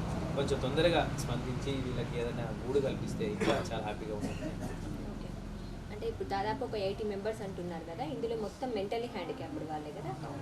సో ఇంకా అంటే ఎక్కువ మందిని తీసుకునే అవకాశం ఉందా మీరు, లేకపోతే ఇక్కడితోనే అంటే మీకు ఇప్పుడు ఇక్కడ సోర్స్ లేదు కాబట్టి ప్లేస్ కూడా తక్కువ ఉంది కాబట్టి వీళ్ళతోనే మెయింటైన్ చేద్దాం అనుకుంటున్నాను? అంటే ఇప్పుడు ఇక్కడ ఉన్నటువంటి పరిస్థితుల ప్రభావం చూసుకుంటే మేడం 50 మందిని పెట్టే ప్లేసే మేడం ఇది. 80 మందిని పెట్టాము. 80 మందిని ఎందుకు పెట్టానంటే కరోనా టైంలో చాలా మంది ఈ రోడ్ల మీద అన్నం లెక్క చనిపోతున్నారు కాబట్టి ఆ 30 మందిని కూడా తీసుకొచ్చి నేను 20 మందికి పెంచాను. ఇక్కడ ప్లేస్ లేదు. ఇక ముందు గవర్నమెంట్ కనుక నాకు సపోర్ట్ చేస్తే హైదరాబాద్లో రంగారెడ్డి జిల్లా, హైదరాబాద్ జిల్లాలో ఎంతమంది ఉన్నారో దాదాపు మేము సర్వే చేసినప్పుడు 3,800 మంది ఉన్నారు. ఆ టైంలో ఇవాంక గారు వచ్చారు, బెగ్గర్ ఫిసి టెంపుల్. ఆ టైంలో మేము సర్వే చేస్తే 3,800 మంది ఉన్నారు. ఆ 3,800 మందిని కూడా నేను టేకప్ చేయడానికి సిద్ధంగా ఉన్నాను. కాకపోతే గవర్నమెంట్ సపోర్ట్ చేయాలి, వీళ్ళకి రేషన్ కార్డ్స్ ఇప్పించాలి, అలాగే ల్యాండ్ అలాట్ చేస్తే కనుక నేను మెయిన్ మీకు ఒక ల్యాండ్ అనేది ఉంటే బాగుంటుంది. ఓకే అండి, ఇప్పుడు అంటే వాళ్ళు ఎక్కడెక్కడి నుంచి వచ్చారు అవన్నీ ఏమన్నా మీకు డీటెయిల్స్ తెలుసా? అంటే జనరల్గా ఇక్కడ వాళ్ళేనా, ఏపీ తెలంగాణ వాళ్ళు ఉన్నారా, లేకపోతే అవుటర్స్ వాళ్ళు ఎవరైనా ఉన్నారా? లేదు మేడం, ఇప్పుడు ఇందులో ఉన్నటువంటి వాళ్ళు తెలుగు వాళ్ళు ఒక 10 మంది ఉండొచ్చు మేడం. మిగతా అంతా కూడా అదర్ స్టేట్, కన్నడ, తమిళ్, మలయాళం, కేరళ ఇలా రాష్ట్రాల నుంచి వాళ్ళు పని కోసమో లేకపోతే ఇంట్లో డిస్టర్బ్ అయ్యి ఏదో నడుచుకుంటూ వెళ్తూ ఉంటారు మేడం. అలాంటి వాళ్ళు ఇప్పుడు దాదాపు 29 రాష్ట్రాల వాళ్ళు ఉన్నారు మేడం ఇక్కడ. అంటే సార్ అంటే వాళ్ళ గురించి మీరు డీటెయిల్స్ అడుగుతారు కదా, అడిగినప్పుడు వాళ్ళకు పిల్లలు లేకపోతే వాళ్ళ వైఫ్ కానీ వాళ్ళు ఏమన్నా సపోర్ట్ చేయకనే వాళ్ళు బయటకు వచ్చి ఉన్నారు కాబట్టి మళ్ళీ వీళ్ళు క్యూర్ అయిన తర్వాత వాళ్ళు తీసుకెళ్లే ప్రయత్నం ఎప్పుడైనా జరిగిందా, చేశారా అలా? నేను ఇప్పటివరకు అయితే మేడం 3 years నుంచి కూడా ఒక 85 మందిని వారి కుటుంబాలకు అప్పగించగలిగిన. కొంతమంది యాక్సెప్ట్ చేస్తున్నారు, ఓకే మా మనిషి తప్పిపోయాడు నేను తీసుకుంటామని కొంతమంది యాక్సెప్ట్ చేస్తున్నారు. కొంతమంది మాకు అవసరం లేదు, నా ఇంటికి వస్తే మళ్ళీ టార్చర్ పెడతాడు అతను, మాకు వద్దండి మీరు వదిలేసేయండి, మళ్ళీ మాకు ఎందుకు ఫోన్ చేస్తున్నారని ఒక మానవత్వం లేకుండా కూడా సొంత కుటుంబ సభ్యులని వదిలేసేయమని చెప్తా ఉన్నారు. అలాంటి సందర్భాలు కూడా నాకు ఎదురైనాయి. సార్ ఇప్పుడు జనరల్గా అంటే పోలీస్ స్టేషన్ ఫస్ట్ తెలుస్తుంది ఇన్ఫర్మేషన్, అంటే ఇట్లాంటి వాళ్ళు ఉన్నప్పుడు లేకపోతే సూసైడ్ అటెంప్ట్ చేసుకునేటప్పుడు అట్లా ఏమన్నా మీకు మీ దగ్గరికి కేసెస్ వచ్చాయా? అంటే వాళ్ళని తీసుకొచ్చి ఇక్కడ ఏమైనా పెట్టారా? అలాంటివి ఏం లేదు మేడం, నేను పోలీస్ స్టేషన్ త్రూగానే తీసుకొస్తాను. ఎక్కడైతే వీళ్ళు తిరుగుతూ ఉంటారో ఆ లోకల్ పరిధిలో పోలీస్ స్టేషన్ ఇన్విటేషన్ ఇచ్చి మరి ఈ పర్సన్ నేను తీసుకెళ్తున్నాను, ఏమన్నా మీ ఏరియాలో మిస్సింగ్ కేసు ఉంటే నాకు ఇన్ఫర్మేషన్ ఇవ్వండి, అప్పటి వరకు నా దగ్గరే ఉంటాడని చెప్పి నేను తీసుకొస్తాను. అలా ట్రేస్ అవుట్ అయ్యి కూడా చాలా మందిని పంపించగలిగిన మేడం త్రూ పోలీస్ స్టేషన్ త్రూగా. మళ్ళీ నేను తీసుకొచ్చేటప్పుడు పోలీస్ స్టేషన్, అప్పగించేటప్పుడు కూడా పోలీస్ స్టేషన్ త్రూగానే వెళ్తున్నాను. అంటే ఇప్పుడు మీకు వెజిటేబుల్స్ కానివ్వండి, రైస్ కానివ్వండి, ఇవన్నీ ఎలా మెయింటైన్ చేస్తారు మీరు? వంట కుక్ కావాలి కంపల్సరీగా, మరి మీరే చేసి పెట్టుకుంటారా? ఎలా డాక్టర్ కానీ అంటే వీళ్ళకి ఏమైనా హెల్త్ ప్రికాషన్స్ ఉన్నప్పుడు కానీ అట్లా ఏమైనా సపరేట్ డాక్టర్ ఏమైనా వస్తారా మానవతా దృక్పథంతో? వంటకు సంబంధించి మేడం నేను డైలీ మార్నింగ్ 5కి వస్తాను మేడం. నేను ఒక మాస్టర్, ఒక అబ్బాయి ఉన్నాడు, ఆ అబ్బాయితో పాటు వీళ్ళ సపోర్ట్ తీసుకొని వాళ్ళకి మార్నింగ్ ఒకటేసారి 2 టైమ్స్కి వండేసి పెడతాము. వీళ్ళ సపోర్ట్ తీసుకుంటాను, ఒక 3-4 మెంబర్స్ సపోర్ట్ తీసుకొని వంట సెక్షన్ జరుగుతుంది. వీళ్ళు మెడిసిన్ పరంగా చూసుకుంటే మెంటల్ హాస్పిటల్, ఎర్రగడ్డ హాస్పిటల్కి వెళ్తాం మేడం. వీళ్ళకి మంత్లీ ఒక 3-4 టైమ్స్ మేము విజిట్ ఉంటుంది. వాళ్ళని తీసుకెళ్ళి మళ్ళీ అక్కడ ట్రీట్మెంట్ అనేది తీసుకెళ్తాం. వాళ్ళ సపోర్ట్ అనేది నాకు ఎక్కడి నుంచి ఏ డాక్టర్ వచ్చి కూడా ఇక్కడ చూడమంటే చులకన భావన మేడం. ఒక పిచ్చి వాళ్ళు, మెంటల్ వాళ్ళు వీళ్ళ ఆశ్రమానికి మేము వెళ్తే బాగుంటుందని ఒక అపోహ వాళ్ళకు ఉందో ఏమో తెలియదు. ఎంతో మంది డాక్టర్స్ని కన్సల్ట్ అయ్యాను, ఎవరు రావట్లేదు. రాకున్నా సరే అని చెప్పేసి నేనే సొంతంగా ఒక అంబులెన్స్ ఉంది, అంబులెన్స్ ద్వారా ఎర్రగడ్డ తీసుకెళ్ళి చూయించుకొని నెలకి దాదాపు ఒక 4 సార్లు నేను విజిట్ చేస్తాను. వీళ్ళకి నెలకి సరిపడే మెడిసిన్ ఒకేసారి తెచ్చుకుంటాను. ఆ మెడిసిన్ వాడే కొద్దీ వీళ్ళు రికవర్ అవుతా ఉంటారు మేడం. ఓకే సార్, అంటే ఇప్పుడు హెల్త్ పరంగా చూసుకుంటే కనుక వీళ్ళకి ఏమైనా మెయిన్ ప్రాబ్లమ్స్ ఏమైనా ఉన్నాయా? ఓన్లీ మెంటల్గానే వీళ్ళు అప్సెట్ అయ్యి ఉన్నారా? అదృష్టం బాగుండి మేడం, వీళ్ళకి ఎలాంటి హెల్త్ ప్రాబ్లమ్స్ అయితే లేవు. నేను వచ్చేటప్పుడు వాళ్ళంటే బయట నుంచి తీసుకొచ్చేటప్పుడు వీళ్ళు ఓన్లీ వాళ్ళ ఒంటిపైన దుర్వాసన వస్తుంది, వాళ్ళ ఒంటిపైన మైల ఉంటుంది, ప్లస్ వాళ్ళకి జుట్టు గడ్డం పెరిగి ఉంటుంది. కానీ వాళ్ళు తీసుకొచ్చేటప్పుడు అన్నీ చెక్ చేపిస్తాను హాస్పిటల్లో. ఎయిడ్స్ కావచ్చు, బీపీ, షుగర్ అలాంటివి చెక్ చేపిస్తే, ఎందుకంటే ఇక్కడ ఉన్న వాళ్ళకి మళ్ళీ స్వెట్ కావద్దు, ఇబ్బంది కావద్దు చెక్ చేపిస్తాను. ఆ టైంలో చూసుకుంటే ఓన్లీ మెంటల్గా ఉంటారు తప్ప ఎలాంటి జబ్బులు ఉండవు మేడం వీళ్ళకి. అదొక అదృష్టంగా నేను భావిస్తున్నాను నిజంగా. ఓకే, అంటే తినేటప్పుడు కానివ్వండి, లేకపోతే స్నానానికి వెళ్ళినప్పుడు కానివ్వండి ఏమైనా ఇబ్బందులు పెడుతుంటారు సార్? జనరల్గా నైట్ టైం కానివ్వండి, జనరల్గా అంటే రోడ్డు పైన ఉండే వాళ్ళంటే జనరల్గా వాళ్ళు మెంటల్గా అప్సెట్ అయి ఉంటారు, డ్రింక్ కొంచెం అట్లాంటి అలవాట్లు ఉంటాయి. సో ఇప్పుడు ఇక్కడ ఏమన్నా అడుగుతుంటారా అప్పుడప్పుడు? అవి అడుగుతుంటారు మేడం. వీళ్ళు ఫస్ట్ ఏంటంటే చాలా విపరీతమైన తాగుడుకు బానిసలై, చెడు అలవాట్లకు బానిసలైపోయి కొంతమందికి ఆ రకంగా బయటకు వచ్చిన వాళ్ళు మేడం. అలాంటి సందర్భాలు కూడా ఎదురైనాయి. ఇక్కడికి వచ్చిన తర్వాత నాకు డ్రింక్ కావాలి, కొంతమంది మత్తు పాని అవి కావాలి, ఇవి కావాలి అంటారు. కానీ ఒక 3-4 మంత్స్ వీళ్ళకి ఎర్రగడ్డ ట్రీట్మెంట్ అందించిన తర్వాత మొత్తానికి వాళ్ళు మర్చిపోయి మా అబ్జర్వేషన్లోనే ఉంటారు. ఒక్కొక్కసారి మెడిసిన్ లేట్ అవుతుంది మేడం, మెడిసిన్ వేయడానికి లేట్ అవుతుంది. మేమే స్వయంగా వాళ్ళకి మెడిసిన్ వేయాలి, కొంతమంది వేసుకోలేరు, కొంతమందికి ఫుడ్లో ఇచ్చి మెడిసిన్ వాడాలి, వాళ్ళు వేసుకోరు. అలాంటప్పుడు కొంచెం మెడిసిన్ పని చేయకపోతే మాకు కూడా చాలా టార్చర్ పెడతారు మేడం. తినరు, మెడిసిన్ వేస్తే వేసుకోరు, వాటర్లో కలిపి ఇవ్వాలి. అలాంటి వాళ్ళు ఒక 10-15 మంది ఉన్నారు. అలాంటప్పుడు వాళ్ళతో కూడా కొంచెం రిస్క్తో కూడుకున్న వెళ్ళాలి. స్నానాలు కూడా ఒక 80 మందిలో 40 మంది వాళ్ళ పనులు చేసుకుంటారు మేడం. మిగతా 40 మందికి మేము డైలీ స్నానం చేయించాలి, డైలీ పనులు పంపించాలి, ప్లస్ డైలీ అన్నం కూడా తినిపించాలి. తినలేరు వాళ్ళు, అంటే ఈ ముందు అన్నం ఉంది తినాలా వద్దా, అసలు అన్నం అని కూడా తెలియక ఆ రకంగా వాళ్ళు డెలివరీ చేసుకుంటారు. కాబట్టి వాళ్ళకి కూడా మేము సపోర్ట్ చేయాలి. ఓకే అండి, బెగ్గర్ ఫ్రీ సిటీ అప్పుడు ఇవాంకా వచ్చినప్పుడు వాళ్ళు జైల్లో ఒక 30 మెంబర్స్ని తీసుకొచ్చి మీరు ఇక్కడ పెట్టుకున్నారని చెప్పారు. అది ఎలా సాధ్యమైంది సార్? వాళ్ళే చూసుకోలేని పరిస్థితి కదా, అలాంటప్పుడు మీరు ఎట్లా ధైర్యం చేశారు దాని గురించి? మేడం 2017లో ఇవాంకా గారు వచ్చారు హైదరాబాద్ పర్యటనకి. ఇవాంకా ట్రంప్ వచ్చారు.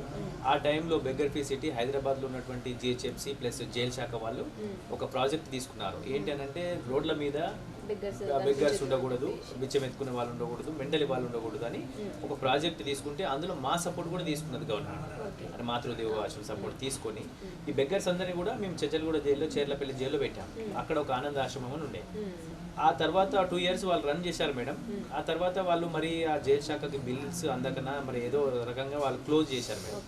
క్లోజ్ చేసిన తర్వాత అక్కడ ఉన్నటువంటి ఒక 30 మంది మెంటలీ వాళ్ళని, ఆ 30 మందిని తీసుకొచ్చి ఇక్కడ మన ఆశ్రమంలో పెట్టడం జరిగింది.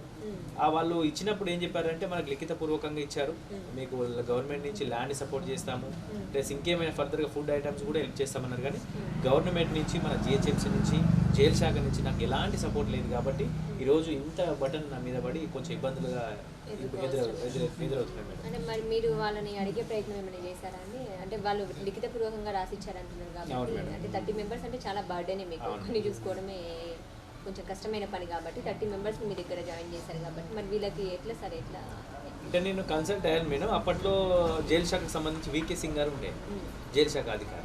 ఆయన మరి ఆనందాశ్రమం క్లోజ్ అయిన తర్వాత ఆయన మళ్ళీ ట్రాన్స్ఫర్ అయిపోయారు. నేను అక్కడికి వెళ్ళి కన్సల్ట్ అయితే అప్పుడు ఆ ప్రాజెక్ట్ చేసిన వికే సింగ్ గారు ఇప్పుడు లేరు. దాని ప్రాజెక్ట్ మాకు తెలియదు, ఆ ఫైలే క్లోజ్ అయిపోయింది, మీరు ఏదైనా ఉంటే మరి జిహెచ్ఎంసీలో అడగండి అని అంటే జిహెచ్ఎంసీలో వెళ్ళి అడిగితే మేయర్ గారు కూడా ఇప్పుడు మారడం జరిగింది. మేయర్ గారు ఆధ్వర్యంలో అప్పుడు మేము ఉన్నటువంటి బొంతు రామ్మోహన్ గారు ఆధ్వర్యంలో చేశాము. ఆయన మారింది కాబట్టి ఆ ఫైల్ అంతా కూడా క్లోజ్ అయిపోయింది. ఇక నేనే ఎంతో తిరిగాను మేడం, 2 years వరకు తిరిగాను. అప్పుడు నా కలెక్టర్ లేదు, మారిపోయారు కాబట్టి సరే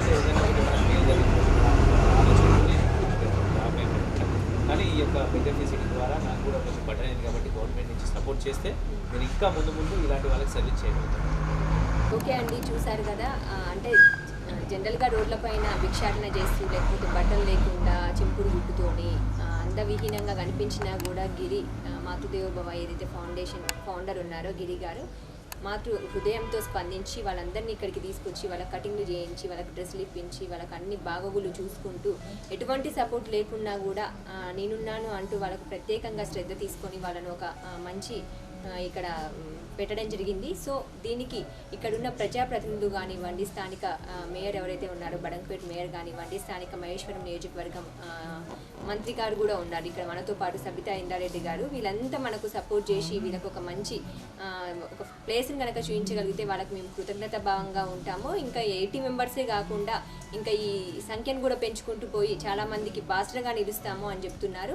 సో మనం కూడా ఆశిద్దాం, వీళ్ళకి ఒక మంచి ప్లేస్ ఇవ్వాలని, వాళ్ళకు ఒక మంచి రక్షణ కల్పించాలని, వాళ్ళకు ఒక మంచి భరోసా ఇచ్చి ఇట్లాంటి పేదవాళ్ళను నిరుపేదలను వాళ్ళ హక్కున చేర్చుకొని బాగా చూసుకోవాలని కూడా మేము కోరుకుంటున్నాం sir. Thank you so much గారు. Thank you madam. మీకు కూడా GTS ఛానల్ వారికి కూడా నేను కృతజ్ఞత తెలియజేసుకుంటున్నాను. మా ఆశ్రమం గురించి మీరు 10 మందికి తెలిసే విధంగా కృషి చేస్తున్నారు కాబట్టి మీకు కూడా మనస్ఫూర్తిగా ధన్యవాదాలు.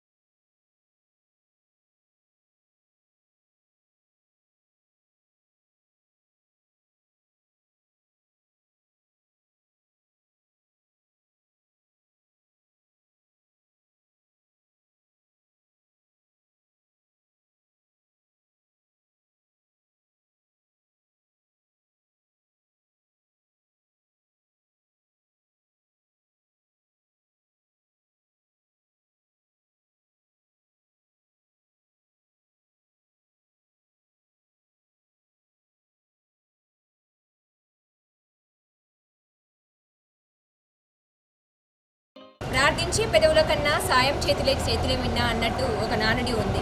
సో గవర్నమెంట్ మారుతుంది, ప్రభుత్వాలు మారుతున్నాయి, అధికారులు మారుతున్నారు, కానీ ఇట్లాంటి దీన పరిస్థితి మాత్రం ఇంకా ఇప్పటి వరకు చూస్తూనే ఉన్నాము. ఎక్కడ చూసినా కూడా ఇట్లాంటి రోడ్ల పక్కన ఇట్లా గుడిసెలు వేసుకొని ఉండడము, రోడ్ల పక్కన వంట చేసుకుంటూ ఉండడము, పసిపిల్లలతో వాళ్ళు ఎన్నో కష్టాలు పడుతూ దీనగాథలు అనుభవిస్తున్న సంగతి అందరికీ విదితమే. సో ప్రభుత్వాలు పట్టించుకోవట్లేదా, అధికారులు పట్టించుకోవట్లేదా అన్నది మాత్రం ఇప్పటి వరకు అర్థించడానికి పరిస్థితి ఉంది.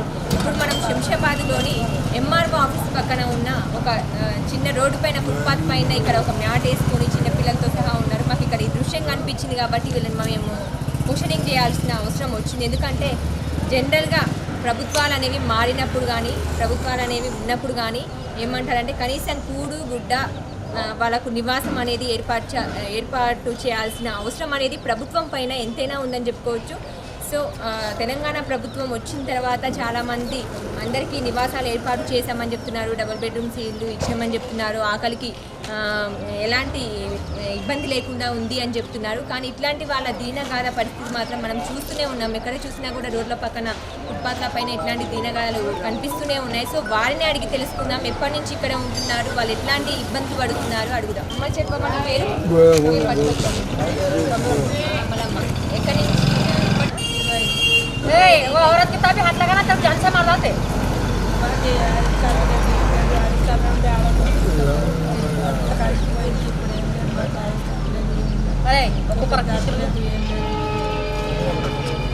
అంటే ఇంతకు ముందు ఎక్కడ ఉంటారమ్మా? ఆరుగా చర్చి పక్కన అంటే అక్కడ అప్పుడు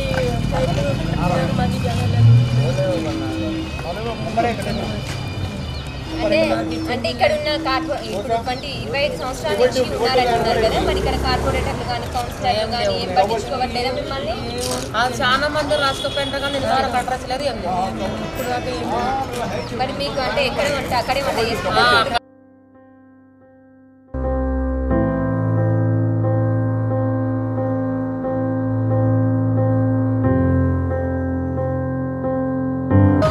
గౌరీ ఎప్పటి నుంచి ఉంటున్నారు ఇక్కడ? 20 సంవత్సరాలు మా అమ్మ చెప్పాను. అప్పుడు వచ్చి చూస్తారు ఉన్నాము, ఆడ కూర్చొని ఉన్నప్పుడు నుంచి ఆడ తీసేసాను, ఆడేసిన ఆడ తీసేసాను, ఇక్కడ వేసిన ఇక్కడ తీసేసాను. అప్పటి నుంచి మాత్రం నడవలేము. 10 సంవత్సరాలు అప్పటి నుంచి ఇల్లు లేరు, దారి లేదు, రాసుకున్నారు మళ్ళీ ఫోన్ తీసుకుంటారు, మళ్ళీ ఎవరు పెట్టారు లేదే. ఆయనకి ఇట్లా చచ్చిపోయి ఎలా వేసుకుంటామా అప్పుడు ఇట్లా అన్ని రాసుకుపోయింది. ఇప్పుడు వరకు ఎవరు ఈ బాబు కూడా రోడ్డు పైన పట్టుకోబెడతారా? మళ్ళీ ఏం చేస్తాం? ఓకే అండి, వీళ్ళు ఏం చెప్తున్నారంటే 25 years నుంచి ఇక్కడ గుడిసెలు వేసుకొని ఉంటుంటుంది. సో ఈ మధ్యనే గుడిసెలు కూడా తొలగించినారు. 10 సంవత్సరాలు అవుతుందంట గుడిసెలు తీసేసి. సో దీని పక్కనే వీళ్ళ యొక్క నివాసం అనేది ఏర్పాటు చేసుకున్నారు. చలైనా వానైనా ఎండైనా మొత్తం వీళ్ళకి రోడ్డు పైన అనే పరిస్థితి మాత్రం నెలకొంది. రోడ్డు పైన కూడా మనం అక్కడ చూసుకుంటే కనుక పొయ్యి కూడా అక్కడ పెట్టుకుంటున్నారు. ఏం పేరు? మీ పేరెంట్స్ ఎక్కడ ఉంటారు? ఇక్కడ చర్చి పక్కన. మీ అమ్మ నాన్న? అమ్మ నాన్న ఇక్కడనే చచ్చిపోయారా? ఎప్పుడు? శుక్రవారం. మొన్న శుక్రవారం చనిపోయారా అమ్మ? ఎట్లా? అదైతే హార్ట్ అటాక్. ఇద్దరు చనిపోయారా? ఒక్కడే. మరి నువ్వు ఒక్కదానివే ఉంటావా ఇప్పుడు రోడ్డు పైన? అమ్మ దగ్గర ఉంటారు. ఇక్కడనే పడుకుంటారా మీరు రోడ్డు పైన? చూసారు కదా, అంటే ఒక అమ్మాయి పెళ్లి కాలే కదా కాలేదు మేడం, మా చెల్లెలు. ఒక అంటే అమ్మాయి ఏజ్కి వచ్చిన అమ్మాయి, పెళ్ళిడికి వచ్చిన అమ్మాయి కూడా రోడ్డు పైన పడుకుంటుందంటే ఇప్పుడు మన తెలంగాణ రాష్ట్రంలో ఉన్న పరిస్థితి అనేది ఏ రకంగా ఉందో చెప్పుకోవచ్చు. సో స్థానికంగా ఉన్న కౌన్సిలర్లు ఏం చేస్తున్నారు, ప్రజాప్రతినిధులు ఏం చేస్తున్నారు, ఇట్లాంటి అమ్మాయి రోడ్డు పైన పడుకుంటుంది అంటే మంచి చెడు అన్నీ ఉంటాయి కాబట్టి సో వాళ్ళని కూడా దృష్టిలో ఉంచుకోవాలి. వీళ్ళకి కనీసం ఒక స్థిర నివాసం అనేది ఏర్పాటు కలిగిస్తే, లేకపోతే ఏదైనా చూపిస్తే కనుక వీళ్ళకు బాగుంటుంది అని చెప్పుకున్నారు. ఇంకేంటంటే కనీసం వీళ్ళకు రేషన్ కార్డు కూడా లేదని చెప్పుకున్న పరిస్థితి మాత్రం కనిపిస్తుంది. రేషన్ కార్డు లేదు, బియ్యం కూడా రేషన్ బియ్యమే. అవి దాదాపు ఒక 10 రూపీస్ బయట వేరే వాళ్ళకు 10 రూపీస్ ఇచ్చి కిలో బియ్యం వండుకొని వచ్చి ఇక్కడ వండుకొని తింటున్నారని కూడా చెప్తున్నారు.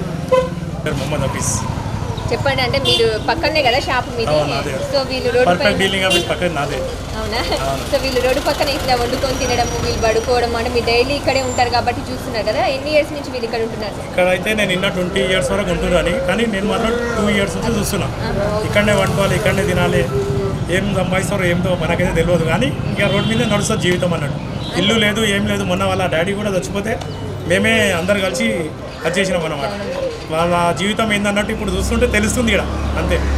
ప్రతి ఒక్కరికి మన తెలంగాణ అలాగైంది కదా, దాని తర్వాత ఇలాంటి సిచ్యువేషన్ చూస్తే మనకే బాధ అనిపిస్తుంది. ఏంది ఇది మన తెలంగాణనే నా అని అన్నట్టు అనిపిస్తుంది. అందు గురించే అట్లాంటి పరిస్థితి ఎవరికి ఉండొద్దు, అందరు తీసుకొని నడవాలి. గవర్నమెంట్ అయితే నడుస్తలేదు. అంటే మరి మీరు ఇక్కడే ఉంటున్నాం అంటున్నారు కదా, కనీసం ఇక్కడ ఉన్న కౌన్సిలర్లకు ఏమైనా చెప్పే ప్రయత్నం చేసిరా? సామాన్య మానవుడు అంటే కౌన్సిలర్ కానీ ఎమ్మెల్యే కానీ మినిస్టర్ కానీ చెప్పే అవసరం లేదు. ఎందుకంటే ప్రతి ఒక్కరు ఎంఆర్ఓ ఆఫీస్ ఉంది, వస్తారు చూస్తారు కాబట్టి పని నడుస్తుంది. కానీ అది వాళ్ళు పని చేసేది కాదు, చూసి బయట వెళ్ళిపోతారు. దాని గురించి చెప్పేది ఏంటంటే ప్రతి ఒక్కరు దాని గురించి గవర్నమెంట్ గమనించి పని వీళ్ళకి ఎట్లనో ఇల్లు ఏదో అక్కడిక్కడ చూసి ఏదో సెట్ చేస్తేనే బాగుంటుంది. నివాసం అనేది అది ఇస్తే మంచిగా ఉంటుంది వాళ్ళ ఫ్యామిలీ. ఇప్పుడు మొన్న వాళ్ళ డాడీ చచ్చిపోయిండు, ఎవరు లేకుండా రోడ్ మీద ఇక్కడ నిద్రలో చచ్చిపోయాడు, ఎవరు లేరు చేయటోళ్ళు. ఏం చేద్దాం, అట్లానే ఈయన 2 రోజులు ఉండిపోయిన శవం అయినది. చాలా కష్టంతో అందరికి కలిపి చేసి అది చేసారు. అదే పరిస్థితి వేరే వాళ్ళకు రావద్దు. ఈ సిచ్యువేషన్ చూసిరు కాబట్టి మీ ఛానల్ ద్వారా నేను చెప్తున్నా, ఇట్లాంటి మన తెలంగాణ ఇట్లాంటి కనిపిస్తుంది. మనకే ఏదో ఊర్లో ఉన్నట్టు కనిపిస్తుంది. ఇది మన తెలంగాణ ఇట్లాంటి పరిస్థితి రావద్దు. ఇది చూస్తుంటే మాకే మనసు బాధ అనిపిస్తుంది. నేను కూడా ఏం చేయలేకపోతున్నా, నేను కూడా చేస్తే కాబట్టి నేను కూడా ఇల్లు ఇస్తుండే నాతో అవుతాయి, కానీ నేను కూడా ఒక జీతం చేస్తాను. దాని ప్రకారం ఇప్పుడు మీరు కూడా చూసుకోవచ్చు ఏముంది ఏం లేదన్నట్టు.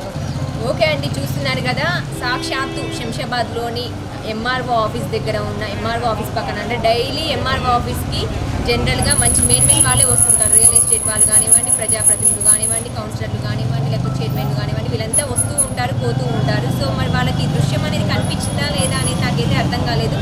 నేను కూడా ఒక చిన్న పని నుండి ఇక్కడ వచ్చాను, సో నాకు వీళ్ళని చూస్తే బాధ అనిపించింది. ఈ విజువల్ చేయాల్సి వచ్చింది, న్యూస్ చేయాల్సి వచ్చింది. ఇక్కడ ఉన్న పక్కన ఉన్న షాప్స్ వాళ్ళు కూడా ఏమంటున్నారంటే వీళ్ళైతే 2 years నుంచి అయితే ఇక్కడే ఉంటున్నారు, రోడ్డు పైన తింటున్నారు, రోడ్డు పైన పడుకుంటున్నారు. వాళ్ళని చూస్తే మాకే బాధగా ఉంది. తెలంగాణ ప్రభుత్వం వచ్చిన తర్వాత అందరికీ ఇల్లు కట్టిస్తాము, లేకపోతే అన్ని ఫ్రీగా ఇస్తామని చెప్పిన ఏదైతే కేసీఆర్ ఉన్నారో, బంగారు తెలంగాణ అనేది ఇదేనా అని వాళ్ళు ప్రశ్నిస్తున్నారు, మమ్మల్ని ప్రశ్నిస్తున్నారు అనమాట. సో ఇప్పటికైనా గవర్నమెంట్ కళ్ళు తెరిచి ఇట్లాంటి అభాగ్యులకి, అనాథలకి ఒక చేయుతనిచ్చి వాళ్ళని కూడా ఒక మంచి స్థిరత్వం కల్పించి వాళ్ళకు కూడా ఒక భరోసా ఇస్తే కనుక ఇట్లాంటి పేదలు అనే వాళ్ళు కనిపించకుండా ఉంటారు. సో ఇంత పెద్ద మెయిన్ మండలంలోనే ఇట్లాంటి పరిస్థితి ఉందంటే ఇంకా ఇట్లాంటివి ఇంకెన్నింటి దగ్గర ఉన్నాయో మనం చూడాల్సిన పరిస్థితి నెలకొంది. సో ఇప్పటికైనా ఇక్కడ ఉన్న అధికారులు స్పందించి వాళ్ళకు ఒక మంచి భరోసా కల్పించాల్సిన అవసరం ఎంతైనా ఉంది. ఒక సామాన్య మానవుడిగా ఒక మంచి పొజిషన్లో ఉన్న చాలామంది ఉంటారు. ఇట్లాంటి వాళ్ళకు భరోసా ఇస్తే వాళ్ళు కూడా జీవితాంతం గుర్తుపెట్టుకుంటారని ఈ సందర్భంగా తెలియజేస్తున్నాను. Thank you.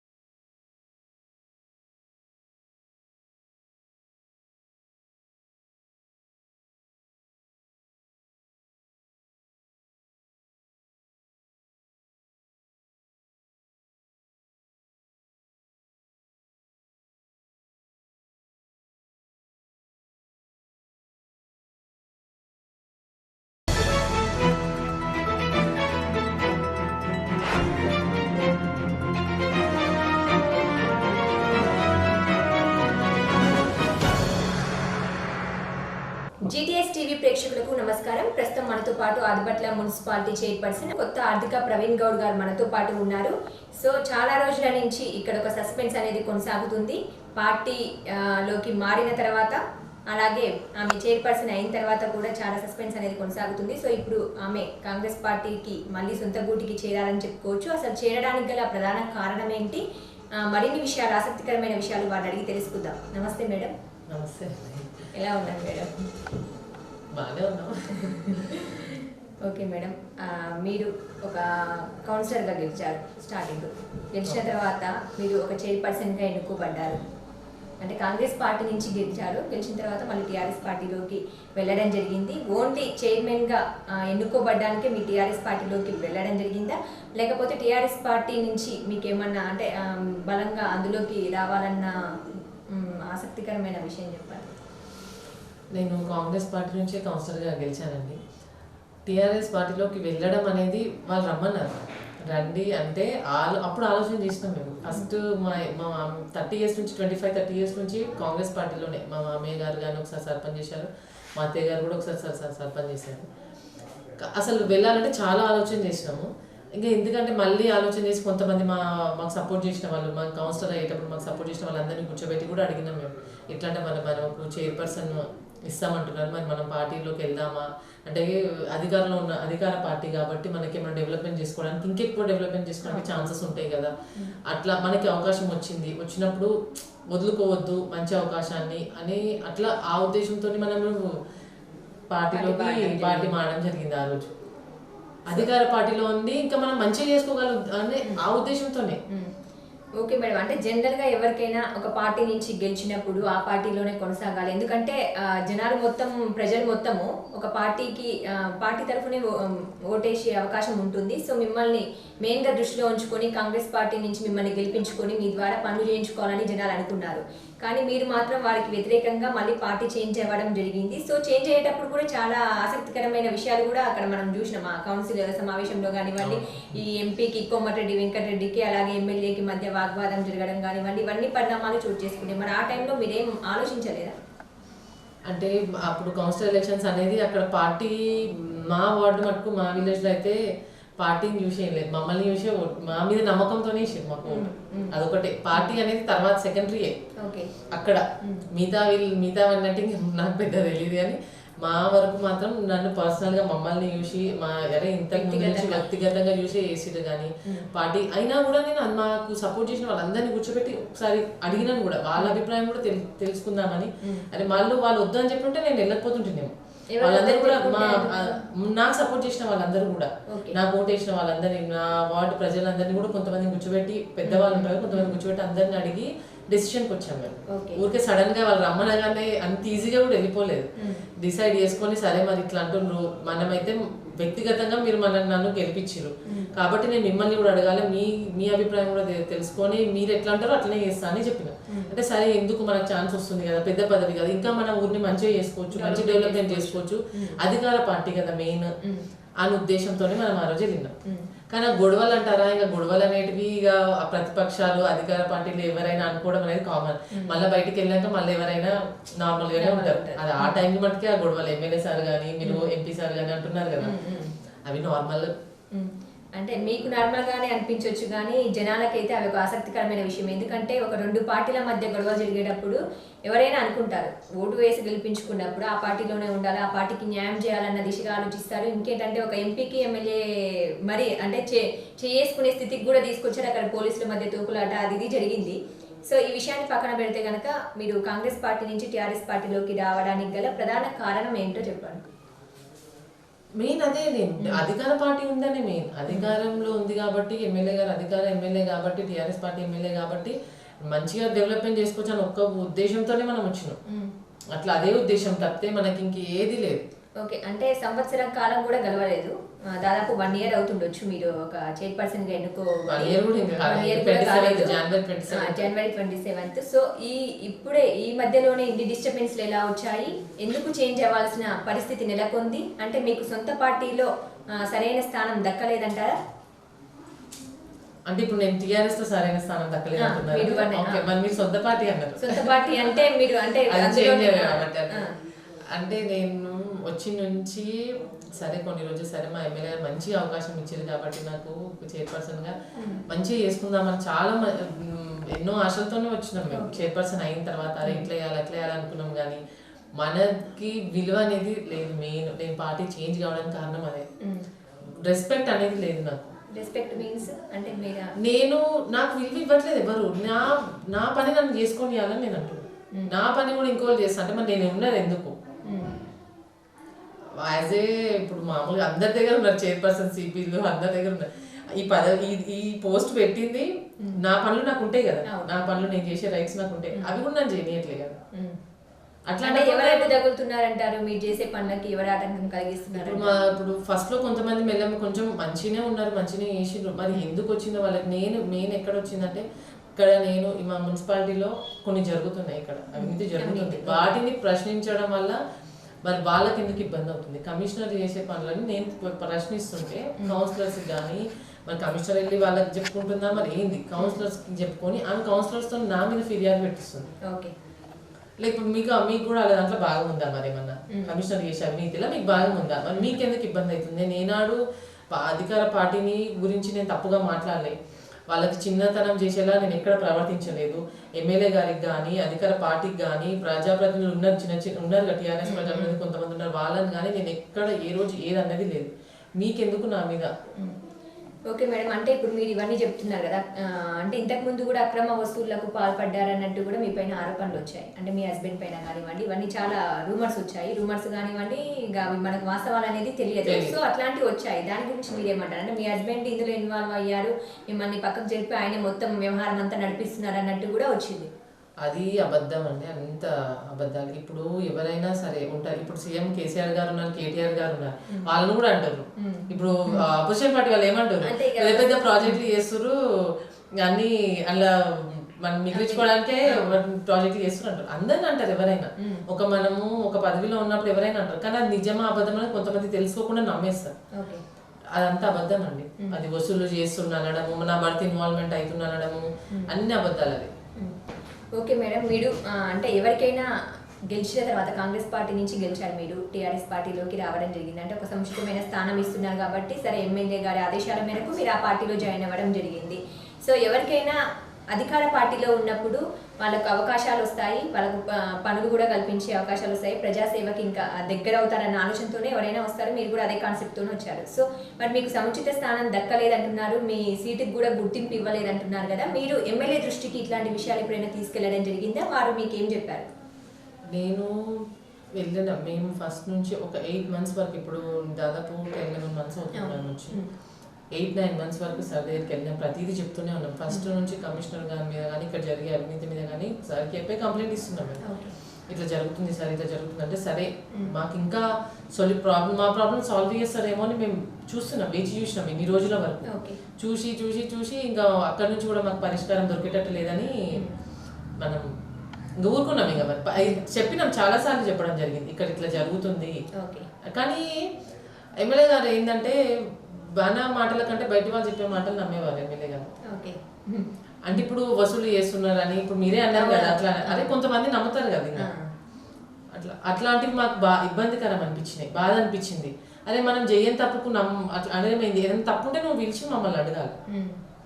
నువ్వు ఏదైనా మేము చేసినాం అనుకో, ఏందయ్యా బాబు నేను నీ నమ్మకంతో నిన్ను చేసుకొచ్చి నువ్వు ఇట్లా చెడ్డపేట తెస్తున్నావు ఏదైనా అడిగితే నేను ఆన్సర్ చెప్తా, నిజమేంతో అబద్ధం. ఎవరో చెప్పిన మాటలు పట్టుకొని మేము అట్లా చేసినాం ఇట్లా చేసినాం నమ్మి మమ్మల్ని ఇబ్బంది పెట్టడం అనేది చాలా బాధపడ్డామండి. చాలా మెంటల్గా చాలా డిప్రెషన్లో గురైనా మేము, ఫ్యామిలీ అంతా, నేను ఒక్కదాని కాదు.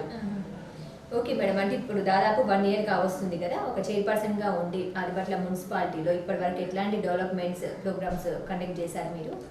ఇక్కడ మేము వచ్చి నుంచి దాదాపు 7-8 crores వరకు కౌన్సిల్ రెజల్యూషన్స్ పాస్ అయినాయండి, 7-8 crores వరకు. ఇప్పుడు అది కొంచెం మైనస్లో ఉంది, ఇంకా ఫండ్స్ వస్తాయి, ఇప్పుడు 21st ఇయర్ వస్తాయి కాబట్టి 7-8 crores వరకు అయినాయి. కొన్ని వర్క్స్ కంప్లీట్ అయినాయి, ఇంకా కొన్ని టెండర్ ప్రాసెస్లో ఉన్నాయి, అవుతున్నాయి. అంటే మీరు చెప్పేది నాకు ఒకటి అర్థం కావట్లేదు, అంటే పనులు అభివృద్ధి పరంగా చేసుకుంటూ పోతున్నారు. 7-8 crores అంటే మామూలు మాటలు ఏం కాదు మున్సిపాలిటీకి. సో అభివృద్ధి పరంగా అవుతుంది, అంతా అవుతుంది కదా, మరి మీరు సముచిత స్థానం అంటే మీ సీటుకి సరైన గౌరవం ఇవ్వట్లేదు అనే ఉద్దేశంతోనేనా? అదే చెప్తున్నా, నేను గౌరవం ఇవ్వట్లేని బాధ నాకు అంతే. నేను పార్టీని చూడలేదు, ప్రతిది ఎక్కడ డెవలప్మెంట్ అవసరం అయితే అక్కడ వర్క్స్ పెట్టుకుంటా పోయినాం మేము. ఇప్పుడు దాదాపు 7-8 crores ఎక్కడ నాకు తెలిసినంత వరకు ఎక్కువ మున్సిపాలిటీస్లో జరగలే అనుకుంటా. నేను ఒక 2-3 మీటింగ్లో కూడా సక్సెస్, మీకు కూడా తెలిసి మీటింగ్లో కూడా సక్సెస్ కానిస్తారు, సక్సెస్ గానే ఎక్కువ ఉన్నాయి అని అంటారు కదా జనం అందరూ. ఆ సక్సెస్ అయిన మీటింగ్ లోనే ఇన్ని వర్కులు పెట్టి జనాలకు ఇబ్బంది కావద్దు అనే ఉద్దేశంతోనే దాదాపు 7-8 crores వరకు పెట్టి చేసుకుంటూ పోతున్నాం. కొన్ని అయిపోయినాయి, ఇంకా కొన్ని నడుస్తున్నాయి, కొన్ని టెండర్ ప్రాసెస్ లో ఉన్నాయి, అట్లా అవుతున్నాయి. నా పని మాత్రం నేను డెవలప్మెంట్ విషయంలో మాత్రం ఆగుతలేము, మేము చేసుకుంటూ పోతున్నాం. నాకు వాల్యూ లేదు, నాకు ఎవరు రెస్పెక్ట్ ఇవ్వట్లేదు, నా గౌరవం నాకు దక్కట్లేదు అని చాలా బాధ ఉందండి. అదొకటి కమిషనర్ గారు నాకు తెలిసిన అంటే మీరు చెప్పిన వివరాల ప్రకారం కనుక నేను చూసుకుంటే ఆదిబట్ల మున్సిపాలిటీలో టీఆర్ఎస్ పార్టీ నుంచి ఓకే మీకు బాగానే ఉందనుకుంటా, కానీ కాంగ్రెస్ నుంచి ఏమన్నా వ్యతిరేకంగా ఉందేమో అనిపిస్తుంది. ఎందుకంటే ఫండ్స్ పరంగా ఫండ్స్ వస్తున్నాయి, ఫండ్స్ ఓకే డెవలప్మెంట్ పరంగా చేసుకుంటున్నారు, మరి సీటుకు సరైన స్థానం లేదంటున్నారు. కాబట్టి కాంగ్రెస్లో కొంచెం మెయిన్ వాళ్ళు ఉన్నారు కాబట్టి వాళ్ళ నుంచి మీకు ఏమైనా విమర్శలు వచ్చి వ్యతిరేకంగా వాళ్ళు మీ పైన ఏమైనా ఆరోపణలు చేసి బయట పెడతారన్న దానితోనే మీరు వచ్చారని అనుకుంటున్నారు జనాలు. అంత అబద్ధం విషయం. నేను ఎందుకు చెప్పడం ఎందుకండి, ఇప్పటి వరకు మీటింగ్లు అయినప్పుడు అన్నా నేను నార్మల్గా ఇప్పుడు నేను ఏదో పార్టీలోకి వచ్చినా అని చెప్తాను, నేను చేసినా కూడా పెద్ద పెద్ద గొడవలు చేసింది అనేది టీఆర్ఎస్ పార్టీ వాళ్ళే చేసింది. కాంగ్రెస్ వాళ్ళు ఎందుకు అబద్ధాలు చెప్పాలి? అంత సరే ఏదైనా నార్మల్గా చిన్న చిన్న గొడవలు అంటే ఎక్కడైనా అయితే, మన మున్సిపాలిటీ కాదు ఏ మున్సిపాలిటీలో అయితే డెవలప్మెంట్ పరంగా మళ్ళీ డెవలప్మెంట్లు చేసుకుంటారు, మీటింగ్లు చేసుకుంటారు, సంతకాలు పెడతారు, పోతారు. మా దగ్గర ఏమవుతుంది, మీ గొడవ చేయాలి, సాయంత్రం దాకా కూర్చోవాలి, సంతకాలు పెట్టొద్దు, వెళ్ళిపోవాలి. కాంగ్రెస్ వాళ్ళు మాత్రం ఎక్కడ ఈ టీఆర్ఎస్ వాళ్ళే ఎక్కువ చేసిరండి, చాలా దూషించడం జరిగింది, నన్ను కూడా అసభ్యంగా మాట్లాడేది. సరే నా పార్టీ వాళ్ళు కదా అన్నట్టు నేను మొన్నటి వరకు కామ్గా ఉన్నాను. అరే సొంత పార్టీ వాళ్ళు ఏంది వీళ్ళే ఇట్లా మాట్లాడుతుంటుంది, ఏదంటే మనం బయట మాట్లాడుకోవాలి, మన ప్రతిపక్ష వాళ్ళ ముందు మనం మాట్లాడుకొని మనమే పాడు చేసుకున్నట్టు అవుతుంది. ఓకే, ఇంకేంటంటే మేడం సరే ప్రజాప్రతినిధుల నుంచి వచ్చింది అన్నప్పుడు ఒక రకంగా చూసుకోవచ్చు. ఇంకేంటంటే ఇక్కడ మెయిన్గా ఆదిబట్ల మున్సిపాలిటీ కమిషనర్ కూడా మీకు సహకరించట్లేదని కూడా మీరు చాలాసార్లు వాపోయారు. సో దానికి దీనికి రిలేషన్ ఏంటన్నారు, దేనికి సహకరించలేదు ఆమె, ఎందుకు మీ ఇద్దరికి మధ్య వైరుధ్యం అనేది పెరిగింది? నేను అడిగిన డీటెయిల్స్ నాకు ఇస్తలేదు. నేను ఇప్పుడు దాదాపు 3-4 months బ్యాక్ నుంచి నార్మల్గా ఓవరాల్గా అడిగిన, నాకు చైర్పర్సన్గా నా రైట్స్ ప్రకారం నేను ఏం చేయాలో ఆ పనులు నేను అడుగుతున్నాను, నువ్వు నాకు చెప్పవా? ఏదైనా నోట్ ఫైల్ పెట్టమంటే ఒక మీటింగ్ నోట్ ఫైల్ తప్పితే నాకు ఏది పెట్టదాను, మీటింగ్ గురించి ఒకటి పంపిస్తుంది తప్పితే ఇంకేది నాకు ఇయ్యదు, నాకు చెప్పదు కూడా. కనీసము నేను ఇప్పుడు వచ్చి ఆమె ఎంతసేపు అయింది, నేను వచ్చి ఎంతసేపు అయింది, పైకి వచ్చి విజిట్ చేయదు, వచ్చిరా మేడం అని అడగ, ఏది లేదు. అట్లాంటప్పుడు నాకు ఎక్కడ దక్కుతున్నట్టు, ఇంకా అందరికి ఇక్కడ ఇది చాంబర్ ఇదంతా కాదు, ఇప్పుడు మొన్నటి వరకు అంతా ఫుల్ ఉంటుండే అన్నమాట, అందరికి ఇంటికి తీసుకొని పోయింది. ఇవన్నీ నేను చిన్న చిన్న విషయాలు అని చెప్పుకో, ఆ చిన్న విషయాలు నాకు బాగా బాధ పెడుతున్నాయి. ఇవందరినీ ఇక్కడ ఉండి ఆమెతో ముచ్చట్లు పెట్టుకుంటూ కూర్చుంటారు ఆమె చైర్మన్తో, ఆమె చాంబర్లకు ఎవరు మాట్లాడొద్దు, ఆమె ఒత్తికి రావాలి, కూర్చోవాలి, వెళ్ళిపోవాలి. ఎందుకంటే నాకు ఏం చెప్పలేదు, ఏం ఇన్ఫర్మేషన్ చెప్పలేదు, నేను రాను కదా ఆఫీస్కి, అట్లా అన్నట్టు. అట్లా మళ్ళీ మీరు ఇప్పుడు ఒకటి నేను దానికి నేను చెప్పలేదు, మీరు అన్నారు అవినీతి గురించి కాంగ్రెస్ వాళ్ళు ప్రశ్నిస్తున్నారు అని చెప్పి మీరు మళ్ళీ కాంగ్రెస్ పార్టీలోకి వెళ్ళడం జరిగిందా అని అంటున్నారు. ఏ అవినీతి చేసినా చూపిమనండి, నేనేమే అవినీతి చేసిన, నిన్న వచ్చింది కదా ఎంక్వైరీ పెట్టిర్రు నా మీద, నాకు అది ఒక రిమార్క్ అవుతుంది అని చెప్పి వాళ్ళు అనుకుంటారు. ఏం ఎంక్వైరీ అది? నేను ఒక చెక్ పవర్ ఉందా, నేను 10 రూపాయలు తిన్నానా చూపి, నువ్వు నీకు అది ఉంటే అది పెట్టేది ఉంటుంది, ఏమన్నా నీ దగ్గర ఉంటే. నువ్వు హస్బెండ్ ఇన్వాల్వ్ అవుతాడు, హస్బెండ్ హెరాస్మెంట్, ఒక్కరి పాయింట్ తిప్పి 10 పాయింట్లు రాసిరు దాన్ని, హస్బెండ్ హెరాస్మెంట్ చేస్తాడు, ఎక్కడే చేసిండు, పోలీస్ కంప్లైంట్ ఈయన హస్బెండ్ మీద, హస్బెండ్ చేసినందుకు భార్య అందించాలి 10,000 నేను రాసిందా? అంటే ఈ విషయం గురించి చాలా సార్లు కలెక్టర్కి కూడా వినతి పత్రాన్ని అందించడం జరిగింది, షోకాజ్ నోటీసులు కూడా అక్కడి నుంచి రావడం జరిగింది. మరి అంటే ఏ విషయం గురించి షోకాజ్ నోటీస్ ఇవ్వడం జరిగింది? మరి నేను అదే అంటున్నాను, ఒక అధికారంలో ఉన్న అధికార పార్టీలో ఉన్న చైర్మన్ కి షోకాజ్ నోటీస్ రావడం అనేది ఎంత విచిత్రమైన విషయం, మీకు కూడా తెలిసి ఉండాలి. అధికార పార్టీలో ఉన్న వాళ్ళకి షోకాజ్ నోటీసులు రావు ఎక్కడైనా, ఆపోజిషన్ పార్టీలో ఉన్న వాళ్ళకి వస్తాయి, మీకు కూడా తెలిసి ఉండొచ్చు, నాకు తెలిసి. అధికార పార్టీలో ఉన్న షోకాజ్ నోటీస్ వస్తుందంటే దీని వెనకాల ఎవరున్నారన్నట్టు నాకు కూడా అర్థం కావట్లేదు, మీరే అర్థం చేసుకోవాలి. ఎవరుండి నేను నా భర్త ఏం చేసిందని చెప్పి మీరు నాకు షోకాజ్ నోటీస్, సరే షోకాజ్ నోటీస్, స్టాఫ్ని హెరాస్మెంట్ చేస్తుండే అంటున్నారు, ఏం హెరాస్మెంట్ చేసినావు? నువ్వు పోయి పోలీస్ స్టేషన్లో కంప్లైంట్ ఇచ్చుకో, నువ్వు నా మీద నా భర్త చేసిందని నువ్వు నా మీద ఇవ్వడం ఏంది? మళ్ళీ ఇప్పుడు కూడా అన్ని ప్రతి ఒక్క పాయింట్ భర్త ఇంకా పిఏ అంటున్నారు, పిఏ నా పిఏ పనులు ఆడుతాడంట, పిఏ సీట్ల మీద కూర్చుంటాడంట, మళ్ళీ నా భర్తనే నేను పిఏగా పెట్టుకున్నానంట, ఏందేందో అన్ని హెరాస్మెంట్ చేస్తున్నాను. మున్సిపల్ స్టాఫ్ని హెరాస్మెంట్ చేసినా కానీ, కౌన్సిలర్ని హెరాస్మెంట్ చేసినా కానీ, రేపు ఇంకేదైనా చేస్తాను నా హస్బెండ్, రేపు కూడా నేనే బాధ్యురాలనా? అంటే ఇప్పుడు మరి మీరు కాంగ్రెస్ పార్టీలోకి మారారు అంటే ఇవన్నీ జరుగుతున్నాయి, నాకు మనశ్శాంతి లేదు, ఆ సీటుకు కూడా గౌరవం ఇవ్వట్లేదు అనేసి కాంగ్రెస్ పార్టీలోకి మారడం జరిగింది. మరి ఇప్పుడు మీకు ఏమైనా సముచిత స్థానం ఇస్తారా, మిమ్మల్ని రెస్పెక్ట్ ఇస్తారా, మీకు గౌరవం లభిస్తుంది అనుకుంటున్నారా? నేను ఆ పార్టీలో ఉండి కూడా నేను ఏంటంటే ఇప్పుడు ఇప్పుడు నేను టీఆర్ఎస్లో ఉన్నాను అనుకోండి, కాంగ్రెస్ వాళ్ళు అపోజిషన్ వాళ్ళు అని ఏదైనా అంటే ఏ అపోజిషన్ వాళ్ళు ఎప్పుడు అంటుంటారని పట్టించుకో. నా పార్టీలో ఉన్నాను నా వాళ్ళే నన్ను అంటుంటే నాకు ఎంత బాధ అనిపిస్తుంది. ఇంకా నేను అప్పుడు అందులో ఉంటానా ఉన్నా లేనట్టే లెక్క కదా. చాలాసార్లు నాకు దేనికి చెప్తలేరు, పార్టీ మీటింగ్స్కి కానీ పార్టీలో వాళ్ళే మీటింగ్లో పెట్టుకుంటారు, వాళ్ళే మరి నేను ఎందుకు. ఎమ్మెల్యే సార్ గారు 3 సార్లు మా మున్సిపాలిటీకి రావడం జరిగింది, నాకే ఇన్ఫర్మేషన్ లేదు. మాకెంత బాధ అనిపించాలి. ఇట్లాంటి చిన్న చిన్న విషయాలు, చాలా బాధ అనిపించే విషయాలు చాలా ప్రోటోకాల్ ప్రకారం చైర్పర్సన్ చెప్పాలి కదా, కమిషనర్ అనేది చెప్పాలి కదా. కమిషనర్ కూడా వాళ్ళందరూ ఒకటే. ఓకే, అంటే ఇప్పుడు ప్రభుత్వము కమిషనర్ ఇద్దరు కుమ్మక్కయి మిమ్మల్ని గద్దె దించుతున్నారని మీరు అనుకుంటున్నారు. గద్దె మీన్స్ ఆ పార్టీలో నుంచి బయటికి వెళ్ళాలన్న ప్రయత్నాలు చేస్తున్నారని చూసారంటారు. పార్టీలోంచి బయటికి వెళ్ళాలని ఏం చేయలేదు. పార్టీలో నుంచి బయటికి వెళ్ళాలని ఉద్దేశం వాళ్ళకి ఎందుకు ఉంటుంది, కానీ పార్టీలోంచి బయటికి వెళ్ళాలి కాదు. నేను ఇట్లా టార్చర్ చేసి రిజైన్ చేసి వెళ్ళిపోతున్నాను వాళ్ళు ఎక్స్పెక్ట్ చేస్తారు. నేనే రిజైన్ చేసి వెళ్ళిపోతాను అనుకున్నారు వాళ్ళు. పార్టీ నుంచి వెళ్తానని అనుకోలేదు, అది వాళ్ళ అదే కదా. ఇప్పుడు నేను ఒకటి క్వశ్చన్ చేస్తున్నా, ఏంది వీళ్ళు క్వశ్చన్ చేసేటోళ్ళు నేను చెప్పినట్టు నా చెప్పు చేతిలో వాడు ఉండేటోళ్ళు కావాలి. క్వశ్చన్ చేసేటోళ్ళు అవసరం లేదు కొంతమందికి. అంటే ఇప్పుడు అధికార పార్టీ ఏమైనా అవినీతి అక్రమాలకు పాల్పడినప్పుడు మీరు క్వశ్చన్ చేసినప్పుడు కమిషనర్ గారు చేస్తున్న అవినీతి ఇక్కడ నా మున్సిపాలిటీ గురించి నాకు అవసరం, నా మున్సిపాలిటీలో జరిగే అవినీతిని నేను క్వశ్చన్ చేస్తున్నందుకు అందరికి ఎందుకు ఇబ్బంది అవుతుంది, నేను ఎందుకు నెగటివ్ అవుతున్నా అంటే అందరికి పాలు ఉందేమో అందులో, అందుకే నేను అందరికి నచ్చట్లేదు. ఒకవేళ నేను అవినీతిని ప్రశ్నించినప్పుడు మీరందరూ కూడా అరే అవును ఇక్కడ జరుగుతుంది కదా మీరందరూ ఎందుకు అడుగుతలేరు, ప్రూఫ్స్ తో సహా ఉన్నాయి నా దగ్గర. నేను కలెక్టర్ సార్ కూడా ఎన్నోసార్లు కంప్లైంట్ చేయడం జరిగింది. కమిషనర్ మీద విచారణ జరిపించలేదు, కానీ వాళ్ళు ఓంగానే 10 రోజులకే నా మీద వచ్చి నిన్న విచారణ జరిపించారు. నాకెంత బాధ అనిపించాలి. కమిషనర్ మీద మేము 4-5 నెలల నుంచి కాదు, ఎన్నో మార్చి నుంచి ఇచ్చుకుంటూ వస్తున్నాం. మేము ఇక్కడ జరుగుతుంది సార్, ఇట్లా జరుగుతుంది, ఇట్లా అవినీతి జరుగుతుంది, ఇట్లా ఇక్కడ బాగాలేదు. నేను 1 month లో వచ్చే కనిపెట్టినాను, నువ్వు ఇన్ని రోజుల నుంచి ఉన్నావు అంటే ఇక నువ్వు నీకు తెలిసి జరుగుతుంది అన్నట్టే కదా. అంటే ఇప్పుడు ఇందులో ఏంటంటే మేడం చెప్పే దాని ప్రకారం కమిషనర్ అవినీతికి పాల్పడుతుంది, అలాగే ఎమ్మెల్యే కమిషనర్ ఇద్దరు కుమ్మక్కయ్య కూడా అవినీతికి పాల్పడుతున్నారు. నేను ఇన్వాల్వ్ అయ్యేసరికి ఇప్పుడు అధికార పార్టీ అంటే నేనేమంటున్నా అంటే కమిషనర్ గారిని ప్రశ్నిస్తుంటే ఇప్పుడు కౌన్సిలర్ అందరూ నా మీద కంప్లైంట్ ఇచ్చారు. ఎమ్మెల్యే గారు కాదు కదా, నా దగ్గరికి రాలే, ఎమ్మెల్యే గారితో నేను మాట్లాడలేదు. ఎమ్మెల్యే దృష్టికి తీసుకెళ్ళిన చాలా సమస్యలు ఎమ్మెల్యే పట్టించుకోలేదు, ఎమ్మెల్యే ఏం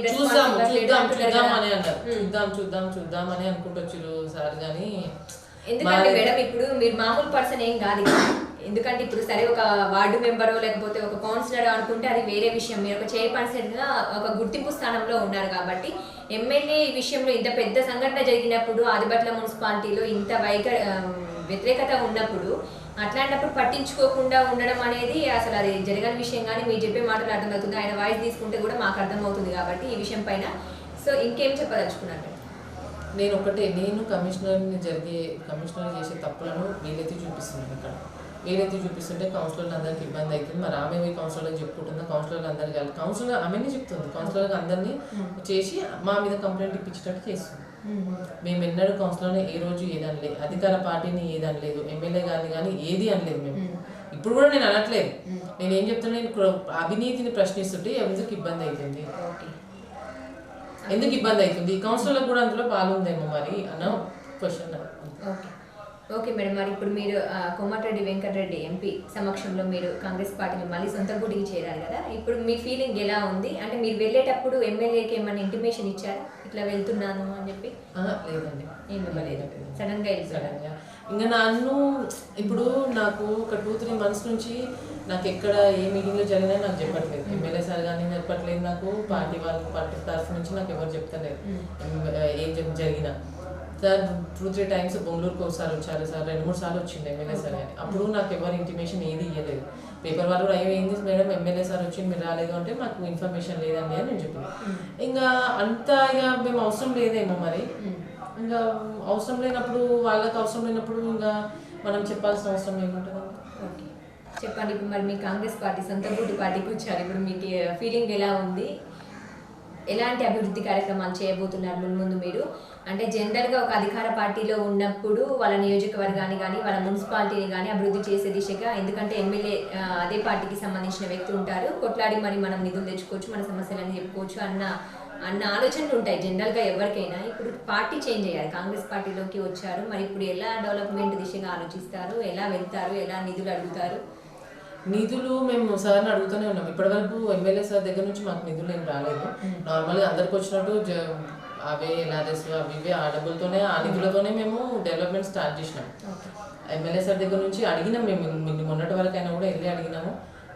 సార్ అయితే మాకు ఏమి ఇవ్వలేదు. సరే ఎంపీ దగ్గర కూడా ఉంటాయి కాబట్టి నిధులు అక్కడి నుంచి కూడా ప్రయత్నం చేస్తాం. ఎమ్మెల్యే సార్ని కూడా అడుగుతాం, ప్రయత్నిస్తాం. మీరు డెవలప్మెంట్ చేసుకోవాలనుకున్నప్పుడు తప్పదు కదా, తప్పదు కాబట్టి అడగాల్సి వస్తుంది కాబట్టి అడుగుతాం.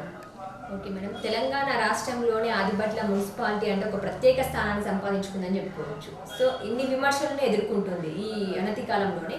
సో ఇట్లాంటి విమర్శలకు ఫుల్ స్టాప్ పడే ఛాన్సెస్ ఉన్నాయా, లేకపోతే దీన్ని ఇట్లనే కొనసాగిస్తారా, ఎట్లా ఉంటుంది ముందు? అదే నేను ఒక నమ్మకంతోని సరే అవన్నిటికీ ఊరికి అవసరం లేదు, నన్ను వద్దనుకున్న వాళ్ళతో ఇంకా నేనెందుకు ఉండడము అన్న ఆలోచనతో మేము బాగా టార్చర్ చాలా మనస్తాపం గురయ్యే ఈ పార్టీలోకి వచ్చినాం. సరే ఒక నమ్మకంతో వచ్చినాం, ఇట్లకి వచ్చిన తర్వాతనన్నా సాఫీగా జరిగిపోవాలనుకుంటూ వస్తున్నాం. మంత్లీ మీటింగ్స్ అయినా సరే ఏవైనా సరే ఒక నమ్మకంతో అయితే హ్యాపీగా పోవాలని అనుకుంటున్నాం. చూద్దాం ఇంకెట్లయితుందో. ఓకే మేడం, ఇప్పుడు మరి మీరు మళ్ళీ సొంత గుటికి రావడం జరిగింది, కాంగ్రెస్ పార్టీకి రావడం జరిగింది. మీ కాంగ్రెస్ అభిమానులకు కానీ, కార్యకర్తలకు కానీ, మీ ప్రజలకు కానీ, ఆదిబట్ల మున్సిపాలిటీ ప్రజలకు కానీ మీరు ఏం సందేశాన్ని ఇవ్వబోతున్నారు? అంటే మీరు పార్టీ చేంజ్ అయ్యారు కాబట్టి వాళ్ళకు కూడా కొంచెం ఉంటుంది కాబట్టి వాళ్ళకి ఎలా ధైర్యాన్ని నింపబోతున్నారు? ఏం లేదండి, నేను పార్టీ మారినా డెవలప్ అయిన అప్పుడు ఎట్లనో ఇప్పుడు అంతే. నాకు పెద్ద తేడా ఏమనిపిస్తుంది నిన్నటికి వాళ్ళకి. డెవలప్మెంట్ చేసుకుంటూ పోవాలనుకున్నప్పుడు మనకు పార్టీతో పెద్ద సంబంధం ఏం లేదు. మనకు గెలిచేటప్పుడే పార్టీ, ఎలక్షన్స్ అప్పుడే పార్టీ. దాని తర్వాత పెద్ద నేను ఎందుకు రావడం జరిగిందంటే అదొక పాయింట్ మీద నేను చెప్పింది కదా మీకు ఇద్దరు ముందు, ఒక పాయింట్ మీద నేను రావడం జరిగింది. కానీ నాకు ఒక గౌరవం అనేది లేదు, నాకు విలువ అనేది లేనప్పుడు నేను ఇంకా ఉండదలుచుకోకుండా నాకు అంత ఇష్టం అనిపించలేదు ఉండడం, అట్లా వచ్చేసిన. అంతేగాని డెవలప్మెంట్లో ఎట్లాంటి మార్పు ఉండదు. ఆ పార్టీ అయినా ఈ పార్టీ అయినా ఏ పార్టీ అయినా డెవలప్మెంట్ చేసుకుంటా పోతానే అంత నేను తెలియజేస్తున్నాను. ఓకే అండి, ఆదిబట్ల మున్సిపాలిటీలో జరుగుతున్న సస్పెన్స్కి తెర వీడిందని చెప్పుకోవచ్చు. స్టార్టింగ్ నుంచి కూడా ఎన్నో అవాంతరాలను ఎదుర్కొంటూ ఒక 1 year కాకముందుకే కూడా తన సీట్ని గద్దెని దించాలి అన్న ఉద్దేశంతో సొంత పార్టీ వాళ్ళే ఇలా విమర్శలు చేశారు, నన్ను చాలా మనస్తాపానికి గురి చేశారు అనుకున్నట్టు కూడా హార్దిక మేడం చెప్తుంది. ఇంకేంటంటే స్టార్టింగ్ నుంచి కూడా ఆమె ఎప్పుడైతే పదవి స్వీకరించిందో అప్పటి నుంచి కూడా మున్సిపాలిటీలోని కమిషనర్తో సహా అలాగే కౌన్సిలర్లతో సహా ఎవరు తనకు సహకరించకపోగా ప్రతి మీటింగ్కి కూడా తనను ఇన్వైట్ చేయలేదని కూడా చెప్తున్నారు. అయితే ఎవరైనా జనరల్గా ఏ పార్టీలో ఉన్నా కూడా అదే పార్టీలో ఉండి తన యొక్క నిధులను తెచ్చుకోవాలనుకుంటారు. సో కాంగ్రెస్ పార్టీ కాబట్టి ఇప్పుడున్న ప్రభుత్వం తెలంగాణ రాష్ట్ర టీఆర్ఎస్ పార్టీ కాబట్టి సొంత నియోజకవర్గంలో ఎమ్మెల్యే మంచిరెడ్డి కిషన్ రెడ్డి సమక్షంలో వీరు టీఆర్ఎస్ పార్టీలో చేయడం జరిగింది. ఎందుకంటే జనరల్గా కాంగ్రెస్ పార్టీ అధికారంలో లేదు, అంటే రాష్ట్ర స్థాయిలో లేదు కాబట్టి టీఆర్ఎస్ పార్టీలో ఉంటే ఆదిబట్ల మున్సిపాలిటీని డెవలప్మెంట్ చేసే దిశగా పనులు చేయించుకునే దిశగా నేను టీఆర్ఎస్ పార్టీలో జరిగితే ఫండ్స్ అయినా నిధులైనా అన్నిటికీ నాకు సానుకూలంగా ఉంటుందన్న ఉద్దేశంతో టీఆర్ఎస్ పార్టీలో చేయడం జరిగిందని చెప్తున్నారు. సో టీఆర్ఎస్ పార్టీలో చేరిన తర్వాత తనకు ఎట్లాంటి గౌరవం లభించలేదని, ఎవరు తనకు సహకరించకపోగా విమర్శలు కూడా చేస్తున్నారని, తన భర్తపై కూడా ఎన్నో ఆరోపణలు కూడా చేశారని ఈ సందర్భంగా ఆమె చెప్తున్నారు. సో ఇలా మనస్తాపానికి గురైనానని, ఇంకేంటంటే కమిషనర్ కూడా తనకు సహకరించలేదని కూడా చెప్తున్నారు. సో ఈ మనస్తాపానికి గురవాల్సిన అవసరం లేదు, నేను సొంత పార్టీలోకి పోతే నేను నిజాయితీగా వర్క్ చేసుకోవాల్సిన అవసరం నాకు ఉంటుంది. ఇంకేంటంటే ప్రజలందరూ కూడా నన్ను చూసి ఓటేశారు, నన్ను చూసి గెలిపించారు కాబట్టి సో ఆ ప్రజలందరి దీవెనతోనే నేను ఇంకా మున్ముందు ఇంకా ఎక్కువ శక్తితో ముందు ప్రజలకు సేవ చేసే దిశగా ముందుకెళ్తానన్నట్టు హార్దిక మేడం గారు చెప్తున్నారు. Thank you so much.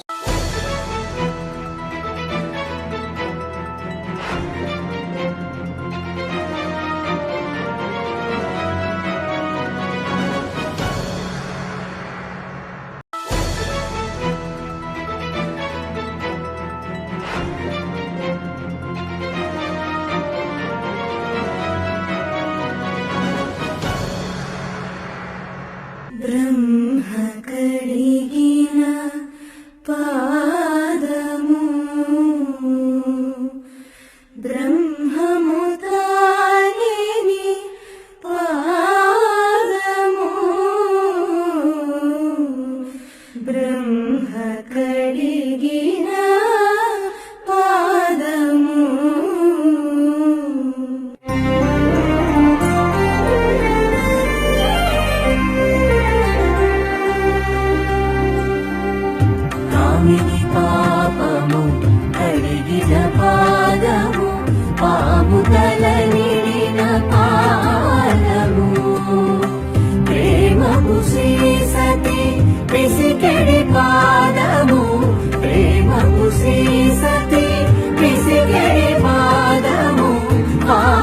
దురదపు పాదము బ్రహ్మ కడిగిన పాదము బ్రహ్మము తానేని పాదము బ్రహ్మ కడిగిన పాదము.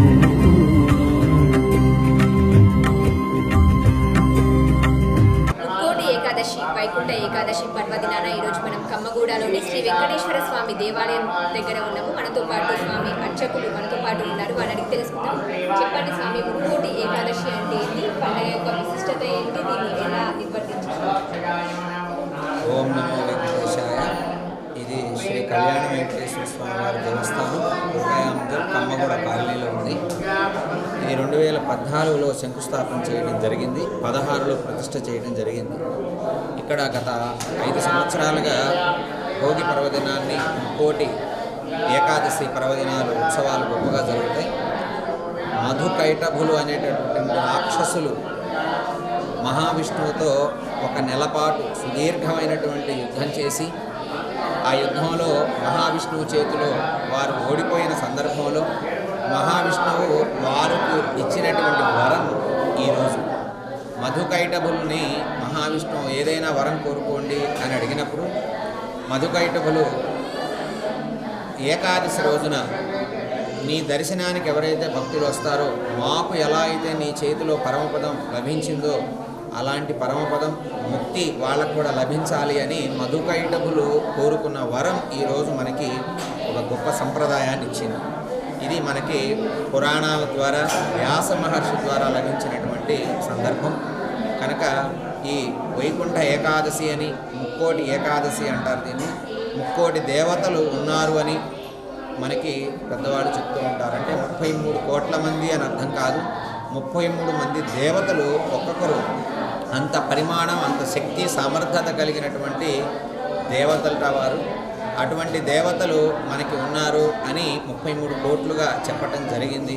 ధనుర్మాస వ్రతంలో గోదాదేవి కూడా వర్ణించడం జరిగింది తన పాసురాల్లో. ఈవేళ ఉత్తరముఖంగా ఉన్నటువంటి శ్రీహరిని ఎవరైతే దర్శిస్తారో వారికి ఉత్తహ అంటే ఉత్తమ లోకాలు, జీవితంలో ఉచ్చస్థితి కలగటం దీని అంతరార్థం. ఎప్పుడూ మనం కిందకి వెళ్ళటం కాదు, జీవితం ఉచ్చస్థితి రావాలి. ఆ ఉచ్చస్థితి రావాలి అంటే మనిషి అభివృద్ధి కోరుకుంటాడు. ఈ ఏకాదశి అలాంటి వృద్ధి మనకు కలిగిస్తుంది అని మహావిష్ణువు ఇచ్చినటువంటి వరం ఇవాళ. ఓకే పంతులు, ఇంకేంటంటే శ్రీ మహావిష్ణువు యోగ నిద్ర నుంచి మేల్కొని ఈరోజు అంటే మొదటి రోజుగా ఉత్తర ద్వారం నుంచి నడుస్తాడు కాబట్టి భక్తులు కూడా ఉత్తర ద్వారం నుంచి నడిస్తే వాళ్ళకు సకల శుభాలు కలుగుతాయని కూడా ప్రతీది. దీని గురించి ఉత్థాన ఏకాదశి అని ఉంటుంది, అది వేరే కార్తీక మాసంలో ఉంటుంది. ఇది మార్గశిర శుద్ధ ఏకాదశి ఈవెంట్. ఇది మధుకైటభులు కోరినటువంటి వరానికి సంబంధించినటువంటి ఏకాదశి.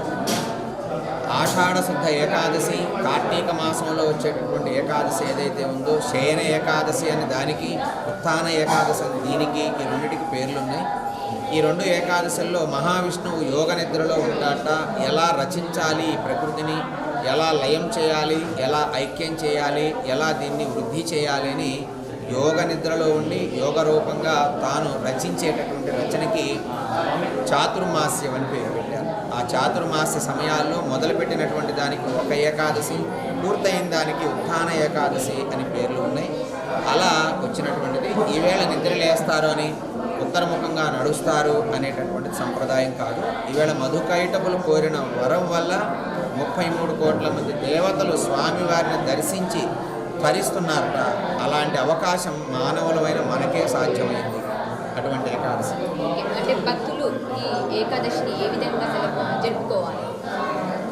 ఏకాదశిని ఉపవాసము, నియమము, భక్తి. భక్తి రావాలంటే నియమం కావాలి, నియమం కావాలంటే ఒక క్రమశిక్షణ కావాలి. క్రమశిక్షణ అంటే మనం తీసుకునే ఆహారం, మనం పెద్దల మాట వినటం, పెద్దలు చెప్పిన దారిలోనే మనం ఎప్పుడైతే నడుస్తామో నియమం అదే అలవాటు. ఎప్పుడైతే నియమంగా మనం ఉండగలుగుతామో మనం మనస్సుని అధీనంలో ఉంచుకోగలుగుతాం.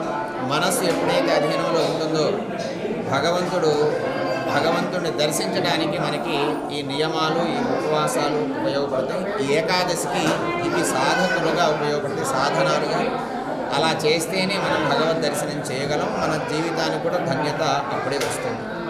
ఇంకేంటంటే ఇంకోటి ఏకాదశి ఉంది. వైకుంఠ ఏకాదశి రోజు మరణిస్తే కనుక మనం దేవుడి దగ్గరికి వెళ్తామన్నట్టు కూడా ఒక ప్రతీతి, అంటే ఒక ఆనవాయితీగా చెప్తూ ఉంటారు పెద్దలు. దీని గురించి మీరేమంటారు? ఏకాదశి రోజు మరణిస్తే ఉత్తమ లోకాలు వస్తాయి, ద్వాదశి రోజు మరణిస్తే ఎక్కడికో వెళతామనేది అశాస్త్రీయమైంది. మంచి మనస్సు, మంచి ప్రవర్తన, భక్తి, పరిపక్వత కలిగినటువంటి భక్తి ఎవరికైతే ఉంటుందో వారు ఎప్పుడు మరణించినా, వారు ఎప్పుడు పుట్టినా ఈ ప్రపంచానికి సుఖమే.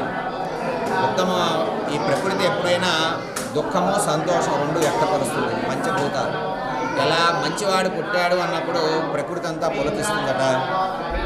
మరి ప్రపంచానికి, సమాజానికి ఉపయోగపడేటటువంటి ఒక మంచి వ్యక్తి కనుక మరణిస్తే ప్రకృతి కూడా బాధపడుతుంది.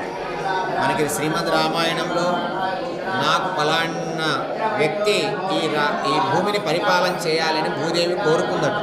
ఎలాంటి వ్యక్తి? ధర్మం పట్ల తెలిసిన వ్యక్తి, తెలిసిన ధర్మాన్ని పాటించే వ్యక్తి. చాలామందికి ధర్మం తెలుసు కానీ పాటించరు, కానీ పాటించేవాడికి తెలియదు.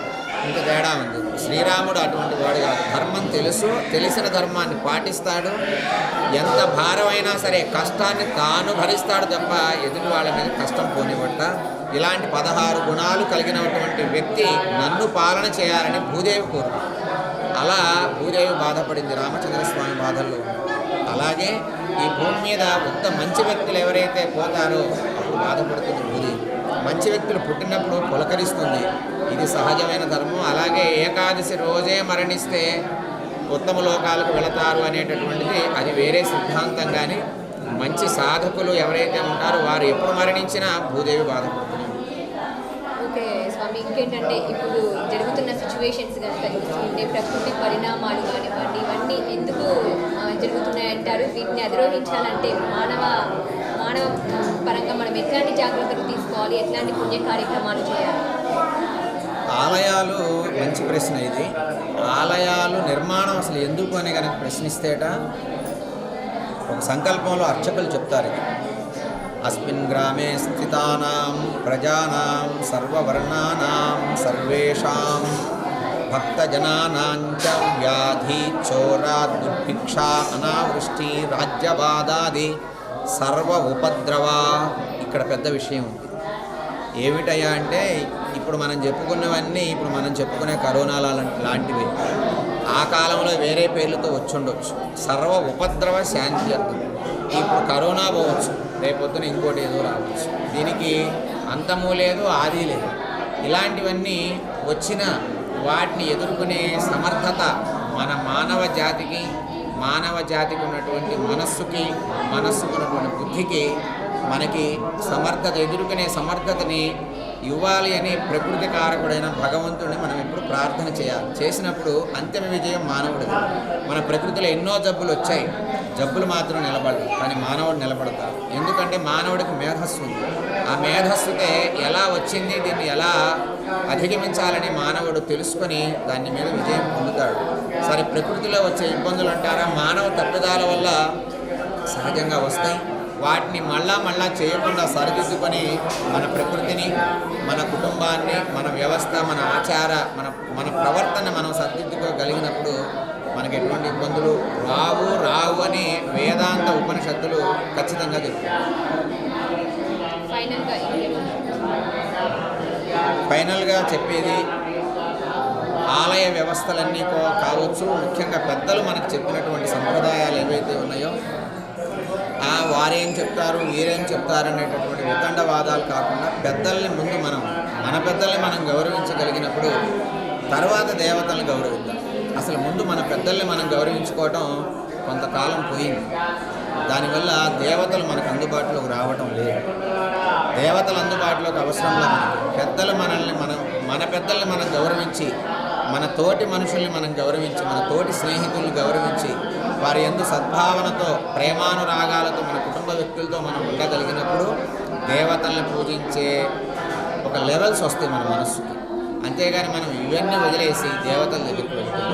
అందువల్ల మానవ జాతి అంతా కొంచెం అయోమయ స్థితిలో అతలాకుతలంగా ఉంది. ఇది పూర్వంలో పెద్దవాళ్ళు కనపడగానే నమస్కరించడం, పాదాలకు నమస్కరించడం, ఎవరైనా వస్తే వారికి ఏదైనా ఇప్పించడం దానం అంటారు. దానం ఇప్పించడం, లేదా ఎవరైనా వస్తే ధర్మం చేయించడం. ధర్మం అంటే మనం చేసేటటువంటి నడవడిలో ఏదైతే ఉందో మన దగ్గర ఉన్నటువంటి వస్తువుల్లో ఏదో ఒకటి వాళ్ళకి ఇప్పించడం లాంటివి ధర్మము అంటారు. ఇవి దానము ధర్మం ఇవి రెండు చేయించడం వల్ల మనకి అన్నిటినీ జయించగలిగేటటువంటి సమర్థత వస్తుంది. ఇది రావాలి అంటే పెద్దలు చెప్పిన మాటలు మనం వినాలి. వాళ్ళ దారిలో మనం నడవగలిగినప్పుడు దేవతలు మన దగ్గరకు వస్తారు. ఉదాహరణకి రామాయణంలో దశరథ మహారాజుని దగ్గరికి దేవతలు వచ్చారు. అలాగే శ్రీరాముడు మానవుడే. శ్రీరాముడు దగ్గరికి దేవతలు వచ్చి నువ్వు చేసేది ధర్మము, నీవు ఉన్నంతకాలం ఈ భూమి అంతా సస్యశ్యామలంగా ఉంది, రామా నువ్వు భయపడకు, నువ్వు దిగులు పడకు మానవుల్లాగా అని దేవతలు మొరపెట్టుకున్నారు శ్రీరాముడు. అంటే తన ప్రవర్తనలో తను ఉన్నప్పుడు భయపడవలసిన అవసరం లేదు అనేది నా సారాంశం.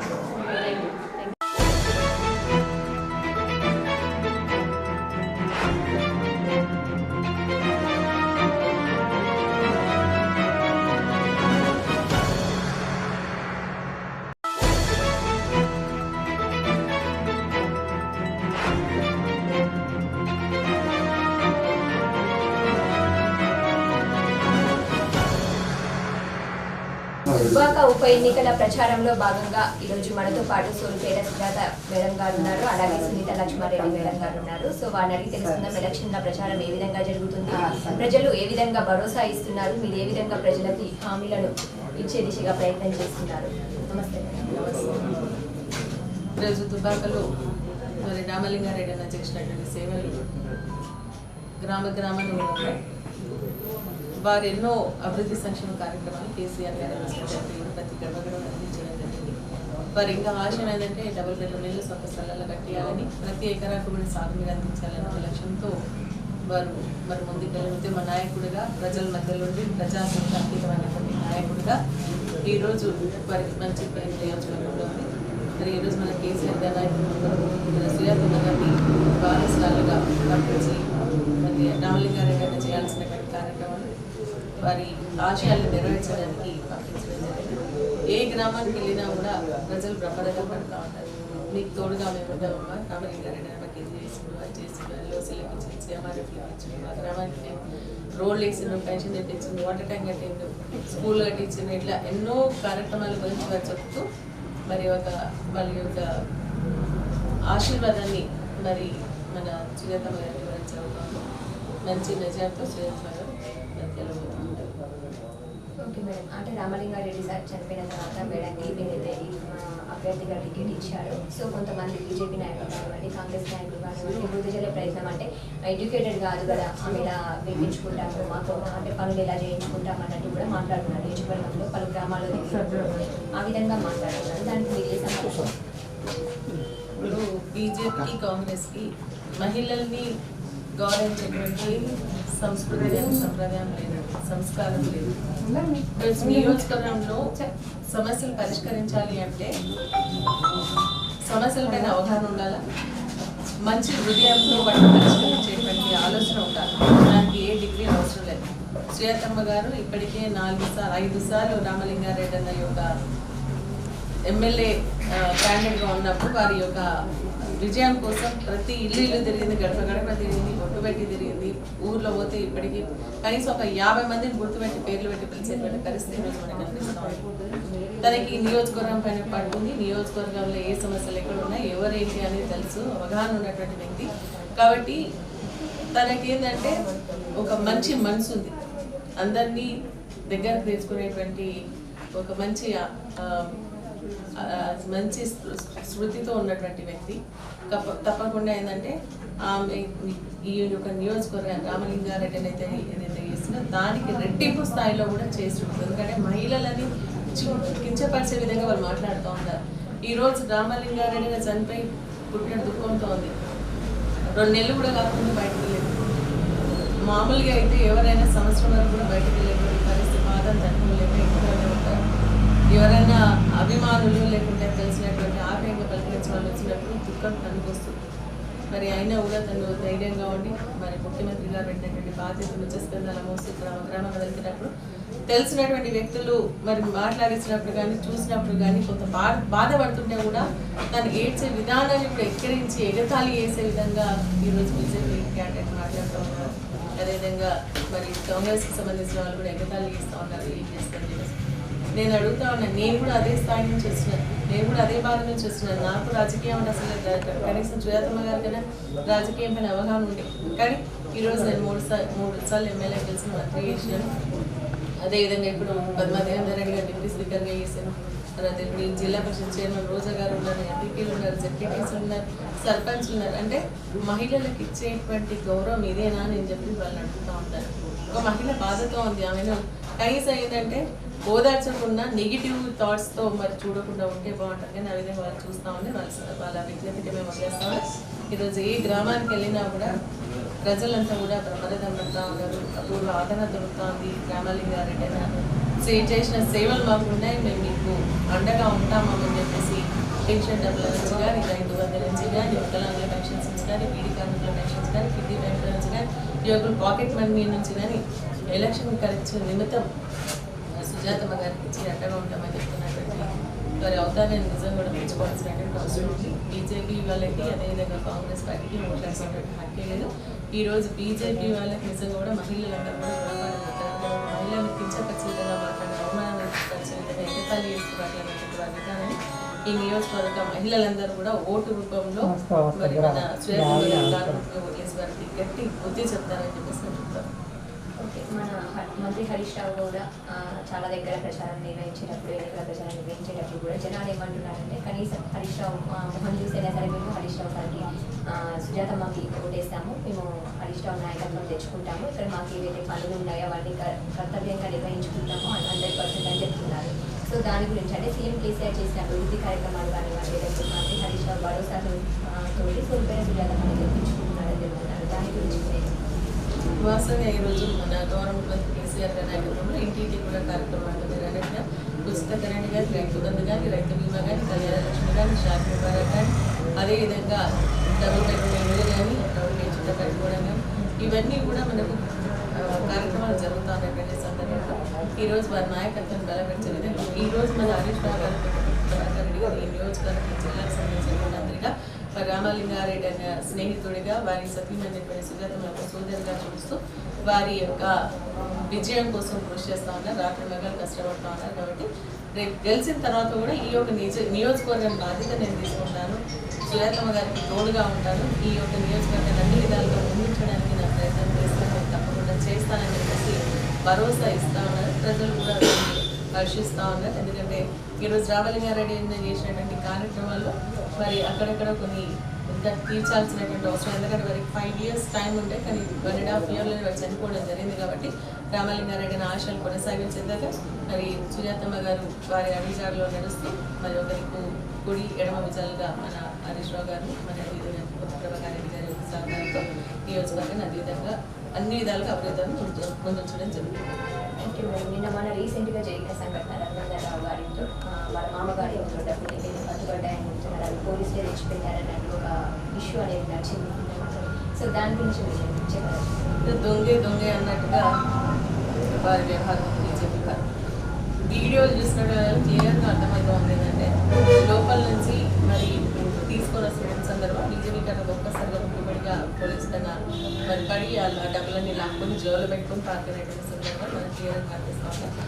అదే కాకుండా ఏంటంటే లోపల వాళ్ళ మామగారు కానీ వాళ్ళ మామగారి మిస్సెస్ కానీ క్లియర్గా చెప్పడం జరిగింది. ఏంటంటే ఈ డబ్బు వారికి సంబంధించినవే, కొంతమందిని పంపిస్తాను, కొంతమందికి డబ్బులు ఇవ్వండి అని చెప్పి రికార్డ్ అయినటువంటి స్టేట్మెంట్ కూడా క్లియర్గా మరి మనకు వాట్సాప్లో కానీ సోషల్ మీడియాలో కానీ మన కమిషనర్ గారు కూడా చెప్పడం జరుగుతుంది. అంటే ఏదంటే వాళ్ళకి తెలిసి రీజన్ వాళ్ళకు పూర్తిగా స్పష్టంగా అర్థమైందంటే గ్రామాల్లో మనకి ఎటువంటి ప్రజల నుంచి ఆదరణ లేకుండా పోయింది. కాబట్టి ఖచ్చితంగా ఏదో రకంగా జిమ్ముకలు చేయాలా, బురద జల్లాలా, బురద జల్లేసి దాన్ని సానుభూతిని పొంది ఏదో చేయాలని చెప్పేసి ఆలోచనలో వారు చేసినటువంటి ప్రయత్నంలో వాళ్ళే పప్పులో కాలేసి వాళ్ళకి వేలుకొని వాళ్ళు కట్టుబడుచుకునేటువంటి పరిస్థితి ప్రజలు మాత్రం తప్పకుండా నిజంగా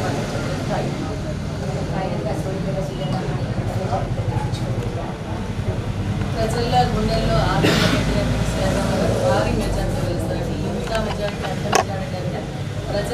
అనేటువంటి ఆదరణతో భారీ మెజార్టీతో గెలవబోతున్నారు. తొలి మహిళా శాసనసభ్యులుగా దుబ్బాక నియోజకవర్గంలో టీఆర్ఎస్ పార్టీ జెండా ఎగరవేయడం ఖాయం.